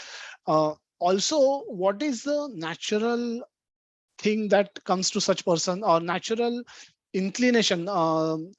Did anybody remembers 3.27, third chapter, 27th verse, where similar kind of a Yes, reference is made? Hare Krishna. Yes, Guruji. Yes. Yes, there Krishna says that yat yat ajarti shreshtas. Sorry, prakarta kriya manani, gune karmani. Prakriti kriya manani. Correct. Ahankar vimud atma kartam iti manyat. Correct. So, kartaham iti manyate, what is, when you bring this reference to these persons, are these people able to acknowledge role played by Krishna, or they think they are the doers? What is the thought? Hare Krishna Prabhuji. So they always think that they are the doers. And Krishna says in 7th chapter that buddhi buddhimatamasmi. They forget this aspect actually. That all the intelligence, whatever is given to us, it is given by Krishna. And that is why, as you perfectly told, that they get bound in the mode of goodness also. Okay. Yes, Hare Krishna. Hare Krishna. Vinod Prabhu? Yes, Prabhuji, Vikas Prabhuji was saying same thing, and such persons become so confident and feeling that they are the one who's running the show. They are the one who's having the highest knowledge and can achieve anything. but they forgot the aspect that this intelligence, this power, this all the aspect in them is being given by Krishna. So they even in Satoguna, having knowledge, read everything, they actually move away from Krishna. So that is the tendency to be in Satoguna also, and getting a higher level of knowledge. So submission and what you call fully surrendering aspect is missed out in this case. Okay, so when we say yeah, and this can be people all around us, or we ourselves could be in part of that part of this bunch of group that leading a sinless life. We are not hurting anyone. The principal problem is that are these people able to give credit to Krishna when Krishna says that you are not the only doer? Ahankara vimudhatma karta aham iti manyate. And in the 2.47, Krishna says that karmanyeva dikaraste ma phaleshu kadachanam ma karma phala heturbhu mate sangasva karmani. He says very clearly, 2.47 C part, that you are not the only doer, which means such persons in those who are acting in sattva guna, while they are happy, while they are leading a sinless life, or apparently they are not indulging in sinful activities, they get a sense of knowledge, they get a sense of happiness. But despite of all this, there is no recognition for role played by Krishna in their life. Swapnil Prabhu, you want to say something? Prabhuji, probably people with such sattva guna are into so much into the apparent things, like what they are doing, being a scientist or being a philosopher, that the spiritual path, they never cross the spiritual path, and they are engrossed into the material gains in life, or trying to explain or understand material things in life, that they totally forget about spiritual world. So if they are onto that mode, probably the mode of understanding that everything the cause of every cause is Krishna, so they will never try and understand the fact that that Krishna is cause of all causes. So probably this is the reason I feel they are unlikely to be on this spiritual path. Correct. So ahankara vimudhatma kartaham iti manyate. Kartaham iti manyate means I am the doer. Now they have firm belief that they are only the doers, which means they de-recognizes, discredit Krishna's contribution in their life, which means they will never be in a position to give Krishna his due credits, which means they will never recognize Krishna, which means they will never surrender to Krishna, which means they will never go to Krishna, because they will never hear about Krishna, they will never surrender to, never perform devotional activities towards Krishna, and hence they will never go to Krishna. So this is a apparently good condition, good position to be in, rather than being in tamoguna and rajoguna. But even this is a bonding, this is a binding condition. This is if person comes here and stay here, then and does not transcend to bhakti, does not accept bhakti from here onwards, then a person gets entangled into the mode of goodness, and this does not benefit him in any way, because he will perpetually remain in the material world, repeatedly becoming a philosopher or a poet or a scientist, birth after birth after birth after birth. And because he does not know the exit route, he will never be able to exit. He will never get out of this illusion of material energy and illusion of material world. That's why it is desirable to be in sattva guna as compared to tamoguna and rajoguna, but one should not just be satisfied to be in sattva guna also. The sattva guna also binds. Next verse, we will see how much time we have. We have some more time. We'll go on till 1, and then we'll wind up. We'll see if hopefully we should be able to wind up. So the mode of passion is taken up next by Krishna. The mode of passion is born of unlimited desires and longing.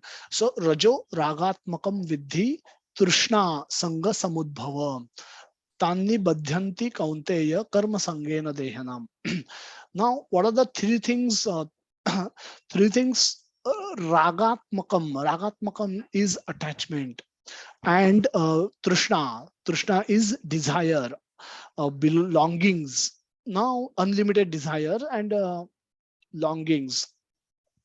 Now, the mode of passion is born out of unlimited desires and longings, O son of Kunti. And because of this, the embodied living entity is bound to the material fruitive actions. Now, this person is always acting, always acting. Why? Because he wants to, he has unlimited desires and he was Trishna. Trishna is, if you have a car, when you have a attachment to the car, you possess something, you are attached to that, and then you want a better car, you want a bigger car, and hence you are forced to act to get more money to buy a bigger car or better car or more car, second car, third car. And that same thing goes on for homes. So you are attached to, you have a home, you are attached to the home, you are attached to the people in their home, and then you want to improve on your home, you want to have second home, you want to take a bigger home, you want to have third home, fourth home, so on and so forth. And in order, now this is attachment and trishna for more. Trishna is thirst is like unlimited desire to get more. Now these two things uh, will activate a person, will keep this person very active. Now these are the characteristics of person in the Rajoguna, that he has attachments and he has unlimited desires, longings and wantings. And these two things will keep this person always active. He can work 24 hours. He will get all the facility, but because he has desire to acquire more facilities, he will never be able to rest peacefully in this facility. He may create a home, he may never sleep peacefully in his home, because he will always wanting to get more home, bigger home, better home, and so on and so forth. And so this person, this is his characteristics, and that's why he's always bound by karma. Prabhupada writes in the purport of this beautiful verse that the mode of passion is characterized by attraction between men and women. Now, Prabhupada brings out a very the mode of what is associated with the mode of passion. Now we can take these examples, but Prabhupada talks the ultimate example, that mode of passion is characterized by the attraction between men and women. Women has attraction for men and men has attraction for women. Now this is called mode of passion. And when the mode of passion is increased, one develops the hankering for material enjoyment. Then he wants to enjoy sense gratification. Now for sense gratification, man in the mode of passion wants some honor in the society or in the nation, and he wants to have a happy family with nice children, wife and house. These are products of mode of passion. Now as long as one is hankering after these things, what are the things? The honor. Now honor is something that can keep us working till we die. Honor, for honor, then sense of honor, attachment to the family, attachment to house, attachment to uh, attachment to the women, the wife, the house, the children. Now these attachments can force a person to work perpetually till his last breath. Now some may call it good because it's better than being neglectful, but this is again the work binds such person in the material world. Whenever we are talking about binding, we should remember the picture, the image that we saw, that where the three devatas are like a puppet show. The puppet show has a string attached to the dolls, and the dolls are moved according to the twist and the pushes given by the person who is handling those dolls. And so apparently the doll are not shackled fully, they have some small freedom, but ultimately they are controlled by the prakriti. So similarly, here also the person in this pleasure, as long as one is hankering after these things, one has to work very hard. Now, this is the point Prabhupada is trying to bring out, that when you are attached to all these things, you have no other choice but to work very hard. And in order to please his wife, children, and society, to keep up his prestige, one has to work. Therefore, the whole material world is more or less in the mode of passion. Now, again, the modern civilization is considered to be advanced in the standard of modern made of in the standard of mode of passion. Formerly, formerly the advanced condition was considered to be the mode of goodness. Uh, so this is called success definition under different modes. Can anybody explain what could be a success definition under mode of goodness? Definition of success under mode of goodness, what could be? Hare Krishna, Prabhuji. Dhanvat Pranam. Hare Krishna. As you explained beautifully in the previous verse, that what is the quality of the people living in the Satogun.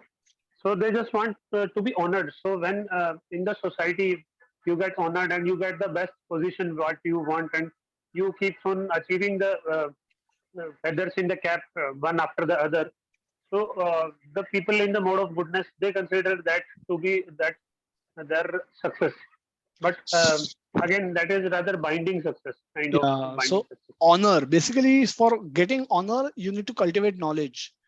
For so Sattva-guni person, anybody else wants to say? So we are talking about definition of success by just words. Or in the material world, one is definite. What is the definition of success for the person in the mode of passion? What could be the definition of successful man under mode of passion? Not we're not saying he's under the mode of passion, but those who are in passion, how will they define success? How will they consider success? Anybody who is not Prabhuji, spoken so far? Mitali Mataji? Yeah, Yes, I Mataji. was just, yeah. So, persons who are in the mode of passion, since their desire is to finally achieve the results, and they are always in the action of doing the work and achieving fruitive results out of it. I think when they are able to achieve those results, that would be success according to them, because they are able to meet their requirements by working and then getting the results out of it. So Yeah. once the person meets that, then that probably is success for him. Correct. So for mode of, yes, who else wants to say? yeah, Vinod Prabhuji. Prabhu? Yes. Yes, Prabhuji. For such person, the measure of success is to have all four things like mating, defending. So he is getting higher and higher level of facility for mating, defending, and all those qualities of life. Maybe he has good flat or good security or a good name and fame. So he's getting these four things at a higher and higher level. That is what the success is all about. Absolutely. So if I can give an example of a person who was born in a small home or one room somewhere in a slum, but when he died, he had two flats in a very beautiful locality. This is a success for whom? A Rajoguni person, Tamoguni person, or a Satvaguni person?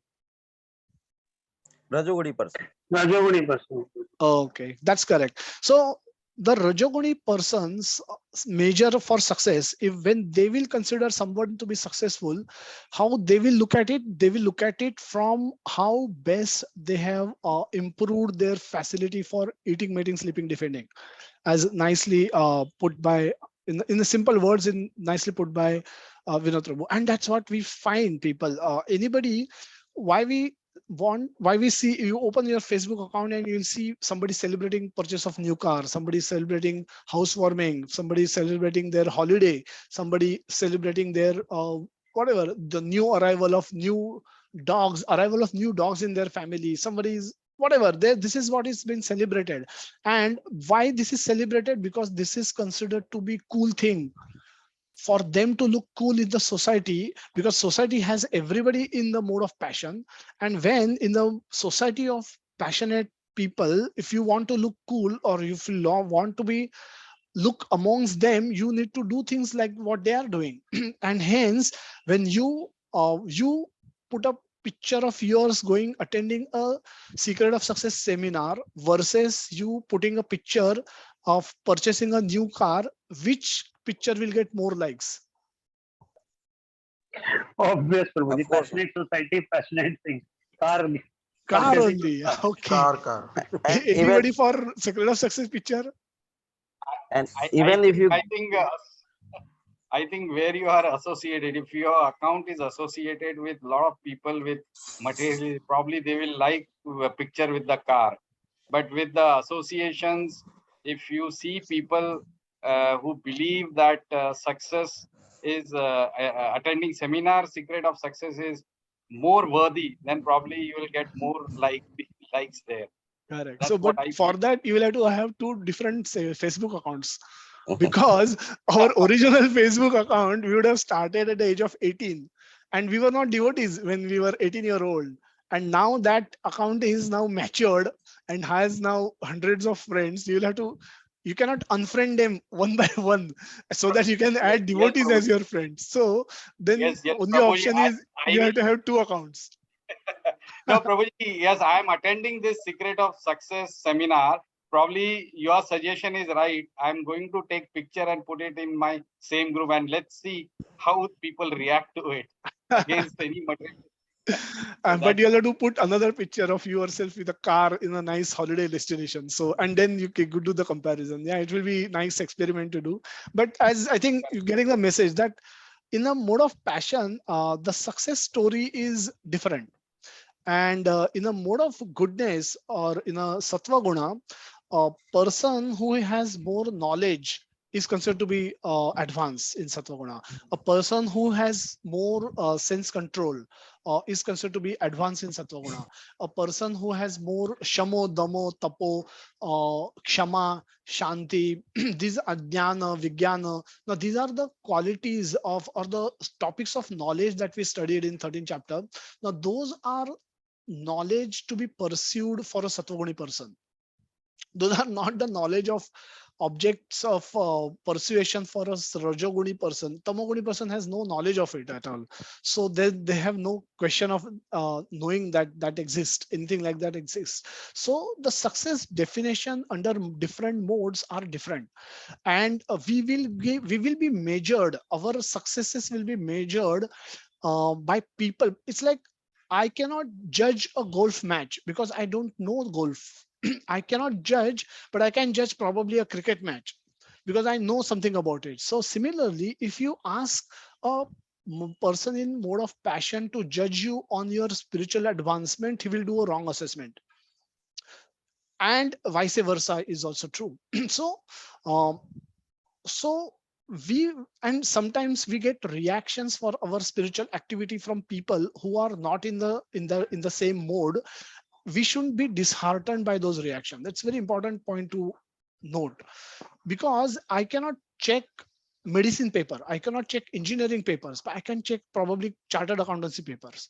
That's my area, that's where I belong to, that's what I can do. So when we get reactions from wrong people on right things that we are doing, we are going to get wrong reactions. What I'm saying is, we are pursuing bhakti and we believe it is right. We have all the reasons to say why we do what we do. But when we hear reactions from those who are not practicing bhakti about bhakti, obviously we are going to get wrong reactions because they have never tested bhakti, they have no knowledge of bhakti. And hence the success story, what we will consider successful in bhakti or in devotional service, could be a failure story for a person in the mode of passion. Now sattva, the bhakti is a shuddha sattva, is even beyond sattva, is not only limited to sattva, it's beyond all the three gunas. That's why it's called transcendental knowledge, transcendental activity. But this is a point that Prabhupada is saying, that the standards for the mode of passion are, because the whole society is under mode of passion, more or less, they will judge you with this standard, their standard only. Formerly, Prabhupada is saying that the advanced condition was considered to be in the mode of goodness. So if somebody is able to live life peacefully, that was considered good. Now somebody is able to control his senses, that was considered to be good. Now indulgence of senses is considered to be good. Though every advertisement that we see in the newspaper or on the television is asking us, pushing us towards indulging in senses. What about sense control? Now that's no more a virtue. It's no more considered to be good quality anymore. So this is where Prabhupada is bringing out this important point. And then Prabhupada is making last point is very nicely that if there is no liberation for those in the mode of goodness, what to speak of those who are entangled in the mode of passion? So they have no hope for liberation. The last point Krishna make is that for tamoguna, that O son of Bharata, know that the mode of darkness born out of ignorance is delusion of all embodied living entities. The results are madness, indolence, and sleep, which which binds the conditioned soul. So what to speak of mode of tamoguna? So everyone under a mode of ignorance become mad, and madman cannot understand what is what. Instead of making advancement, one becomes degraded. So tamoguna leads to more tamoguni activities and leads to more tamoguna. So you are once you are in the body, you have some ignorance into you. Now with this, you are come under the influence of tamoguna and you act on tamoguna, and what you get are also tamasic results that lead to further push to do more tamoguni activities, and the cycle continues. So that leads to degradation. For example, everyone can see that grandfather has died, and therefore he will also die. Man is mortal, is not immortal. The children that he conceive will also die. So death is sure. Still, people are madly accumulating money and working very hard all day and night, not caring for their eternal spirit. This is madness. This is madness. A tamoguni person cannot understand this.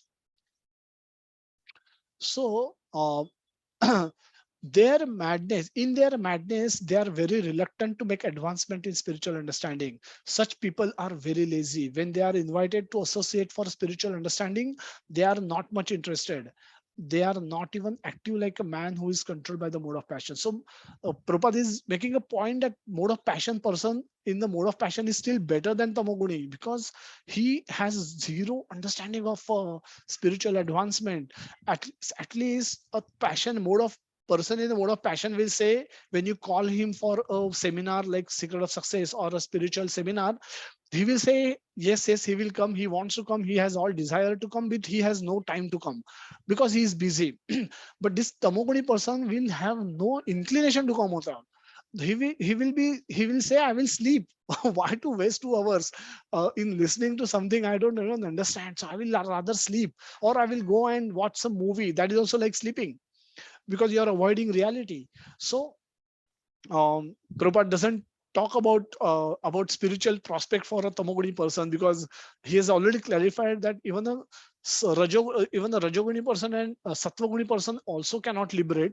So what to speak of tamoguni person? So they have long way to go before they can come to a proper frame of mind where they can be elevated. So another symptom of one embodied in the mode of ignorance is that he sleep for more than required. This is all of us. Please pay attention.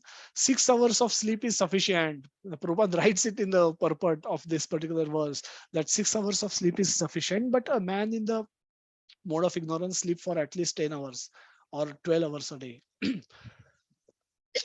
So all of us are invited to join Japa session early morning tomorrow, following this particular sentence from Srila Prabhupada. That 6 hours sleep is enough. So adjust your sleep hours accordingly and get up early morning and join Japa session to chant with devotees. Otherwise, this you will all get labeled as tamoguni person. And we all were. I was there, at least I can say for myself that I was very much here.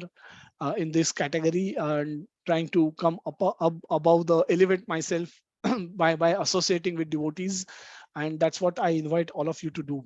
Such a man appears to be always dejected and is addicted to intoxicants and sleeping.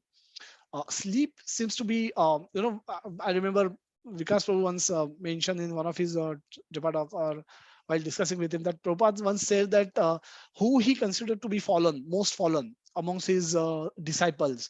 And everybody thought probably the one who is associating with another woman or one who has fallen for lust, it could be the most fallen person. But Prabhupada, uh, to everybody's surprise, Prabhupada said something different. Prabhupada said the one who sleep more than is necessary, he is fallen. He is more fallen than even the other person. The other person will have at least guilt and he can rectify himself. But person who is used to sleep for more hours than required, and what is required is 6 hours, Prabhupada says that man is in more deeper um, lap of Maya or grab of Maya or in the Maya, more deeper in the darkness. Such person is more fallen than even such person that who has fallen for lust. So sleep is what he emphasizes a lot in his all his conversations, talks, writings.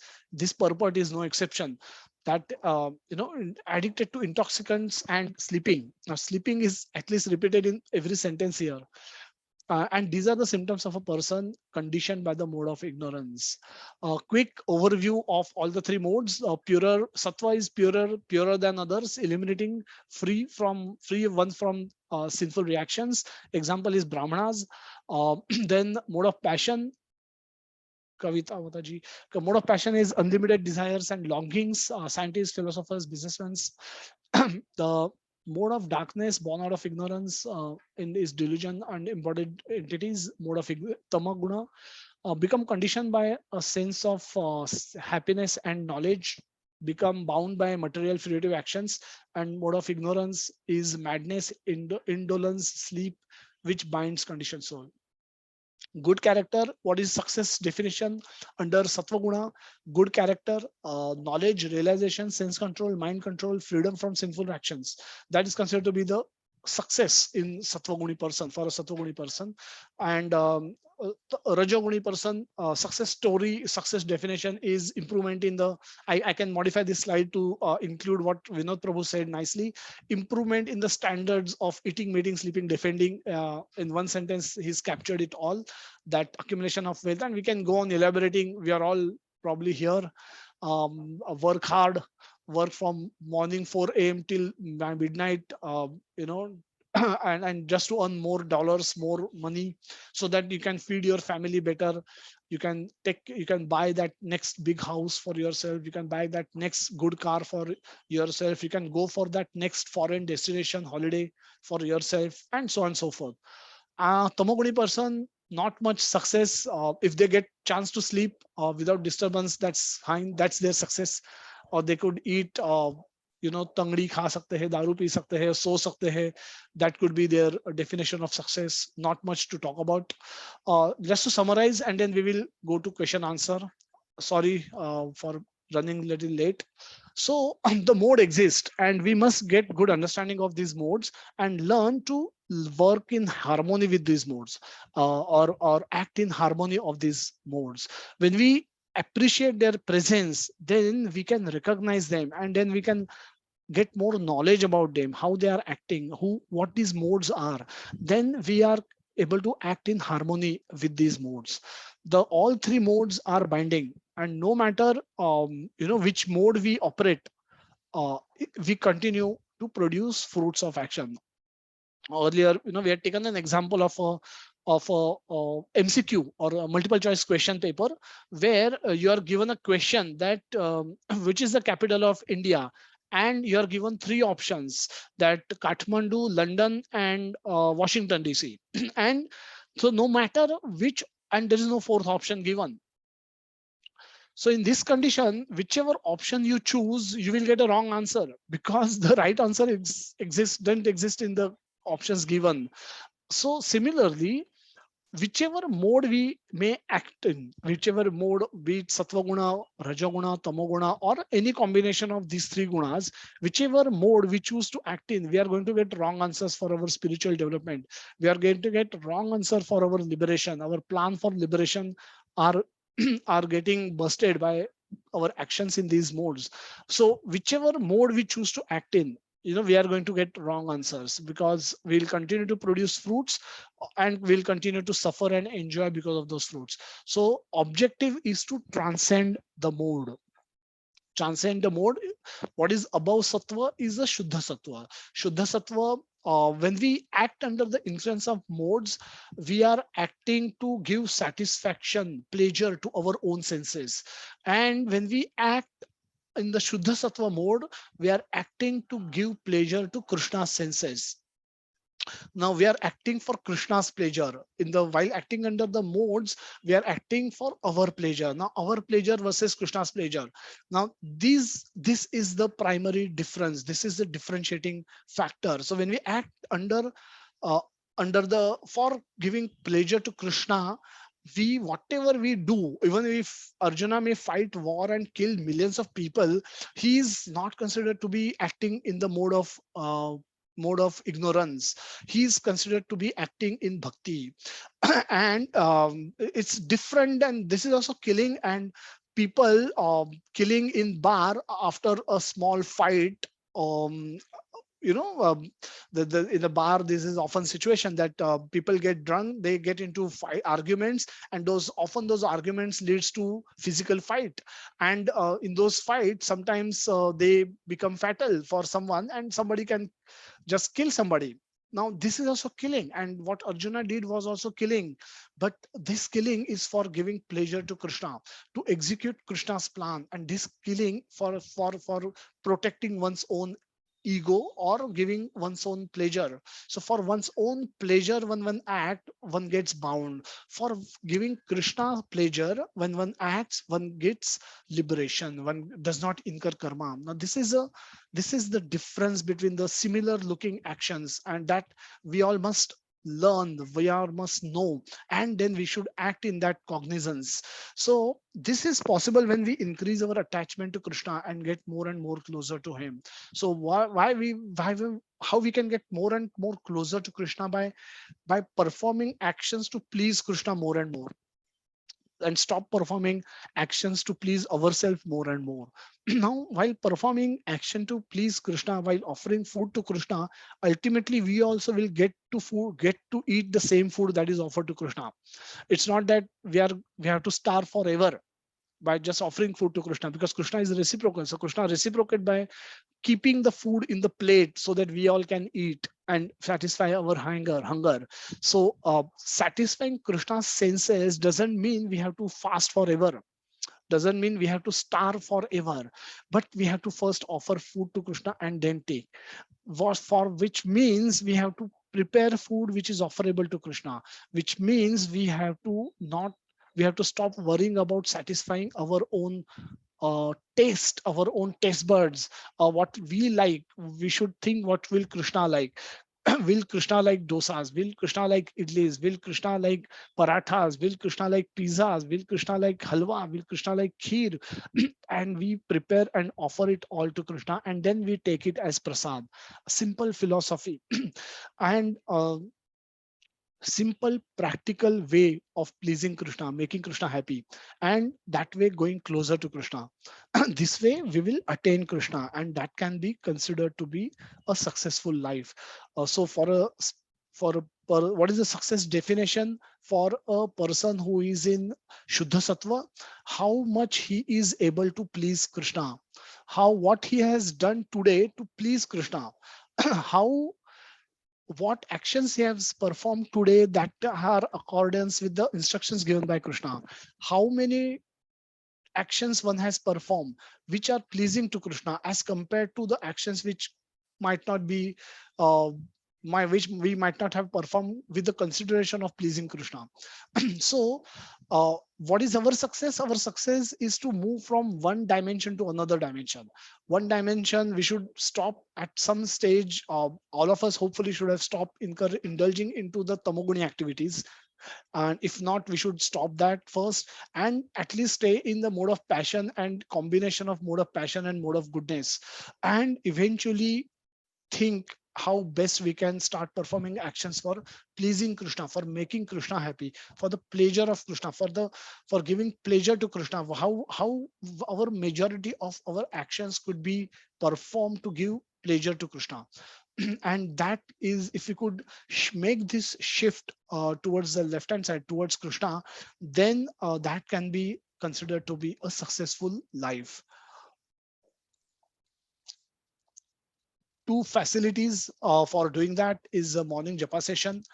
Sleep, 6 hours sleep is enough, unless one is under the influence of some medicines, so which are mandatory for one's own health conditions. But otherwise, invite all of you to join japa session tomorrow, and reading of Bhagavatam session in the evening.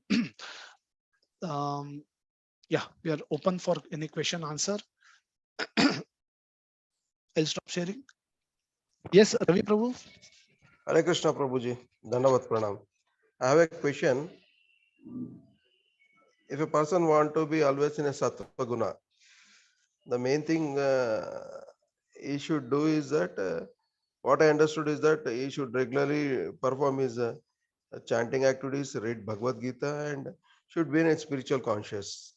Okay. So the thing is that the people around you, might be the family members, might be your friends, or when we are doing such activities, they may not be interested in such kind of activities, and how to convince them, how to make them to come into a bhakti marga as I am doing now. So in that way. So can you please answer Yeah, this? very nice Prabhuji? question, Roji. So, Thank you. Prabhupada was once asked this question that one of the student of college preaching, that was college preaching program was going on, and then Prabhupada, he asked Prabhupada that, Prabhupada, how should I preach to my fellow students? And Prabhupada said, by becoming a best student, you can preach to them. What it means is that, of course, he has to perform bhakti also, but if he can become best student and he can also perform best of bhakti, he will become attractive for the college community. Because a devotee is not only known for doing japmala, devotee is also known for all the qualities that eventually get manifested in him. So one should work diligently towards developing, performing sadhana bhakti sincerely, so that, and surrendering to Krishna and acting in that mood, so that the other qualities automatically will manifest in us. the the success of measures of knowledge, the success measure of a person in the Shuddha Sattva are what we see, what we saw, that one has better sense control. One is able to demonstrate better sense control. One is able to demonstrate better mind control, better control, regulation of their mind. One is able to prevent himself from sinful activities. One does not indulge into the sinful activities. One is able to keep himself away from that. Also, one is able to regulate one's life better way, in far better way. One is able to give credit to Krishna for their achievements. One remains steady. One is able to tolerate success. When I say tolerate success, may sound contradictory, because dukkha has to be tolerated, success has to be celebrated, but even success has to be tolerated. Why? Because when we know that we are not the only doer, Krishna has played a big role in that. That makes us humble even in success. So I become, whatever, I become number one employee of the company, I know that all the skills that I have used to while acting are also given by Krishna, and I give my due credit to Krishna. So I become humble in success, and I become tolerant in distress also. So by these qualities, by demonstrating these qualities, people will get attracted towards you, that what is this person, who this man is, who doesn't get affected by anything. Who is able, he is able to remain steady in success as well as in distress, happiness and distress both. Now that is the biggest advertisement to those who are around you. When will they not want to become a devotee, because everything has to have a benefit. The knowledge that why Bhagavad Gita is a living scripture, because people are applying the teachings of Bhagavad Gita and getting benefited out of it. Had this book stopped giving benefits to us, this book people would have stopped referring to long ago. But the book is alive. Book is alive because it gives benefit to anyone who choose to act according to the book. So our biggest statement to people around us is when we start acting according to the instructions of Krishna and we bring changes into us, and those changes becomes automatically manifested to the people around us. Now this is the biggest statement. So there are three ways in which we can talk to the people, that whatever we are doing is the only right thing, everything else is wrong, and whatever you are doing is wrong. And the third way of telling is whatever I am doing, I have benefited in this way. You can also choose to accept, follow the same path and also get benefited that way. Now this is a better way of putting across what we do is why we do what we do and why we do, because we get benefited out of it. And those benefits, if we can show, demonstrate through our behavior, changes in our change behavior, and that is the biggest advertisement that we can show to that will be visible to others. People will come and tell you that you have changed, and when they tell you, you accept it. Okay, fine. Because you know that's happened because of the devotee's mercy, that's happened because of the mercy from Krishna, that you have changed. It's not that you alone could have achieved it. So you still stay humble, but that you yourself is the biggest advertisement to others, especially the people who are very close to you.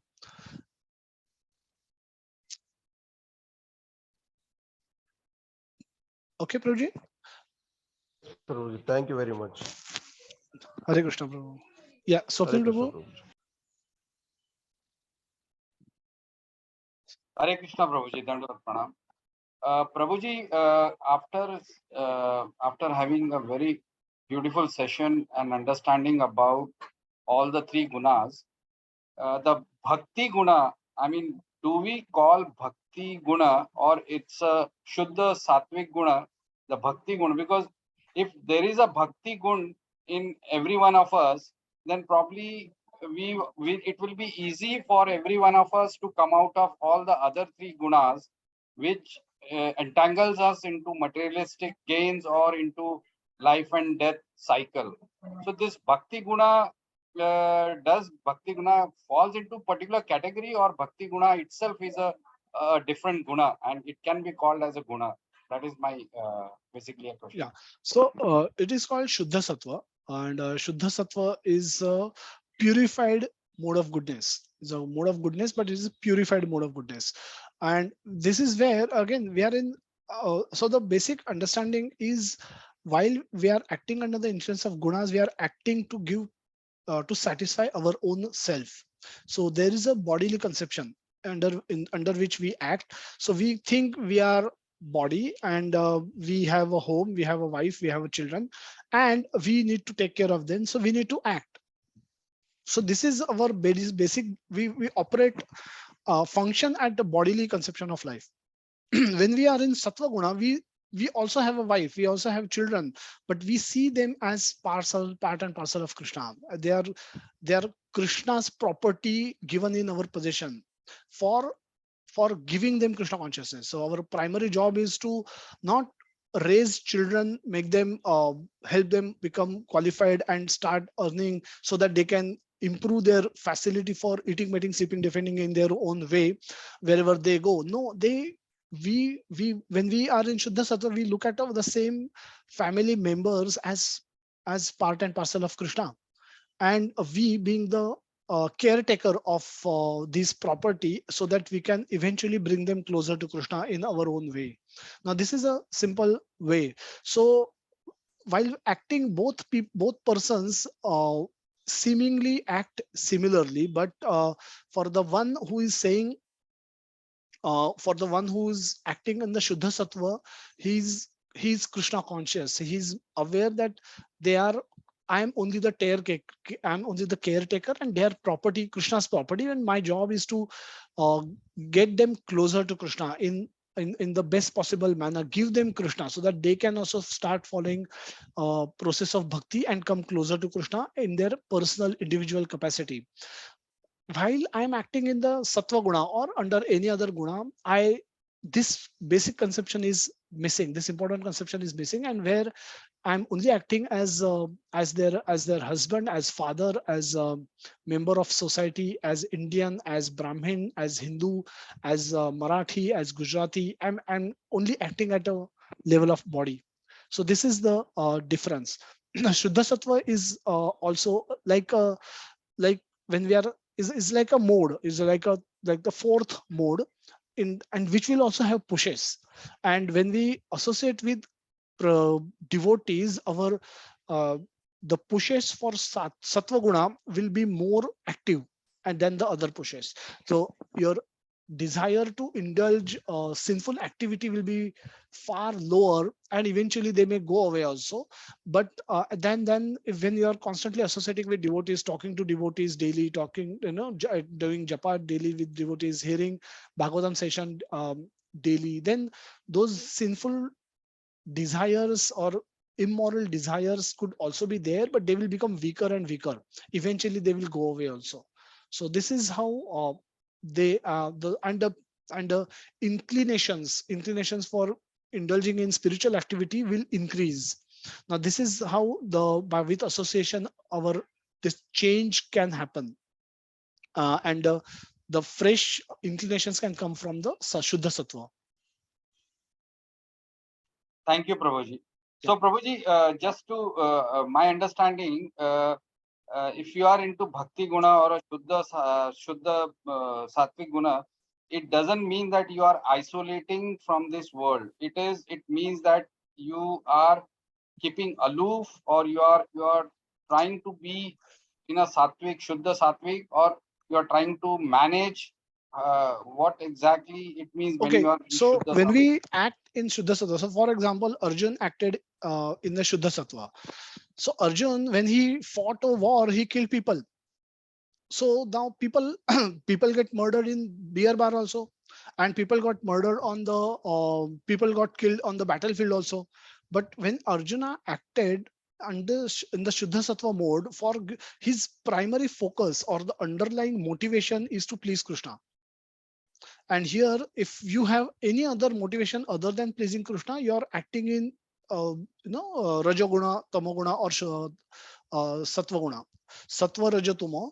When you are acting for pleasing Krishna, now for pleasing Krishna, you will do everything, because in today's times, pleasing Krishna does not mean only taking agarbatti and showing lamp to Krishna. It means constructing temples for Krishna. It means for constructing temple, raising funds for Krishna, making life membership programs for Krishna, then actually constructing temples, performing, doing management work. That is also for pleasure of Krishna. Then whenever there is a temple, there is a legal body, there are accounts, there is bank accounts, so all these things are done. And all these things are similar things are done in the material world also. When we operate at a bodily level, the difference is the underlying motivation. Underlying motivation in the first case is to please Krishna, make Krishna happy. And underlying motivation in the second case is to please our own self, our own myself, my ego, my facilities for eating, mating, sleeping, defending, or my honor, or my pleasure, my sense of knowledge, my sense of realization, whatever. Whenever I myself, me is involved, we are operating under one of these three guna. Whenever Krishna is involved, we are acting under the Shuddha Sattva mode, but the activities apparently look similar. Unless you know the underlying motivation, it will be difficult for you to differentiate. Because if you are signing a check sitting in a temple for temple construction work going on, and if you are signing a check for a factory which I run, for which alcohol factory which I run, and for which I have to pay to vendor. Now both actions are similar. I'm signing checks, but the underlying motivation is completely different. So the motivation is the key factor in key differentiator, as we may call it. So Thank you, Prabhuji. activities Thank will you. always be same.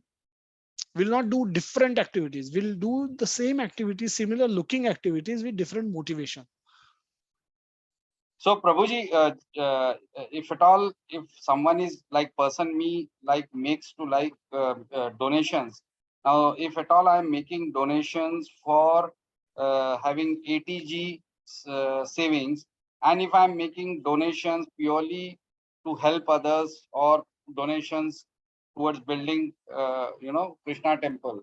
So action is same, but the motive, you are saying that motive is different. So probably the results will come as a different, right? You're right. So Prabhuji? giving two examples, that one makes a donation for to ISKCON, for example, to get ATG, because our state website will say you can claim ATG deduction. So I need to claim ATG deduction. Instead of I'm considering 2-3 organizations, I give ISKCON free food. Food is my priority, so I'll free food distribution. I give donation to ISKCON for food distribution, and I claim my ATG deduction. My motive is to claim ATG deduction, and one of the thing that I'm passionate about is feeding people. So I choose food distribution.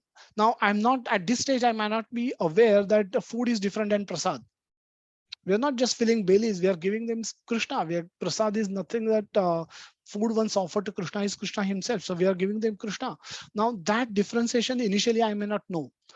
But so in this first case, I may act in the mode of goodness. Now this is not passion, or passion or goodness, I may call it.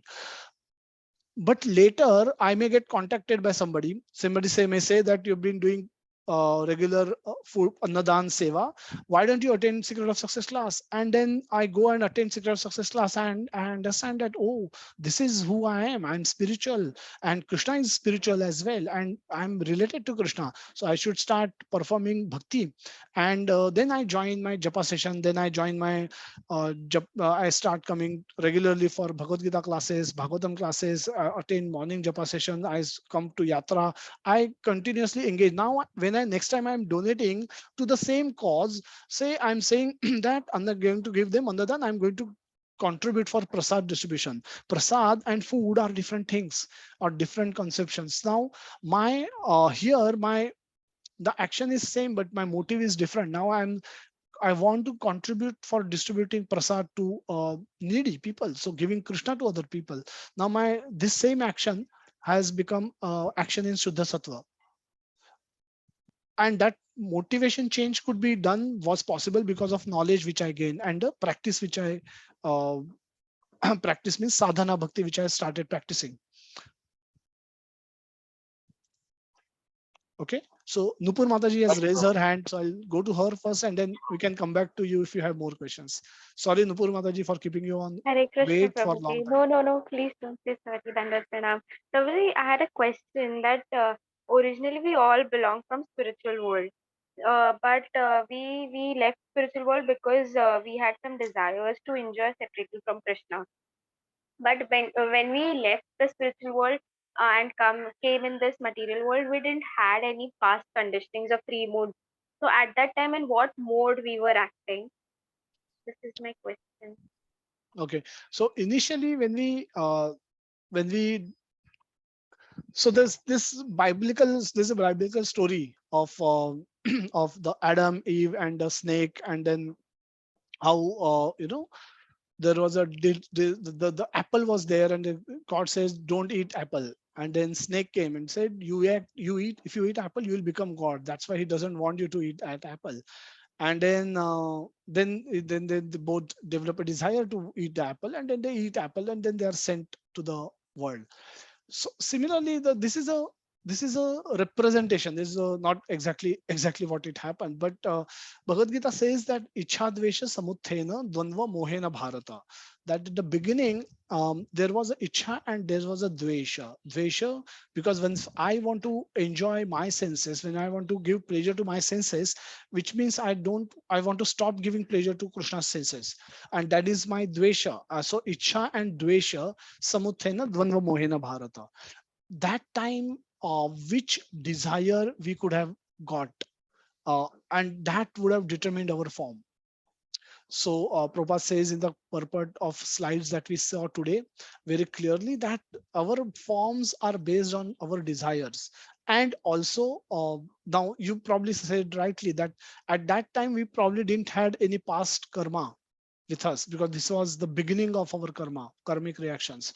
And whenever it had started, or it might have had started in past, but our desire could have given us the form, determine the form. So you're saying the two factors which determine our form, one is the desire and one is past karma, past the fruits of past activities which are now fructified, and we are ready to suffer or enjoy because of those.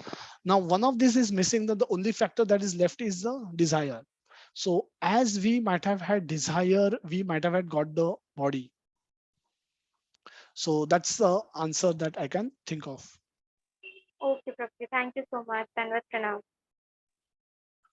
Thank you so much, Hare Krishna. Hare Krishna, Prabhuji. Dandavat pranam. Hare Krishna, Vikas Prabhu. Thank you very much for relishing with the great session. Actually, which the nitty-gritty you have explained of the modes of the three modes of material nature. It is very helpful, in fact, that sometimes we can find ourselves and we can try to separate ourselves from the situations we are in, and we can try to transcend the modes of material nature because of that beautiful teaching given in Srimad Bhagavad Gita. And to the aspect, as Swapnil Prabhuji was asking, that I could understand that where his basic question was whether we can make the ATG deductions to the for donation we make for the prasadam distribution, or not, means or we should plainly donate it.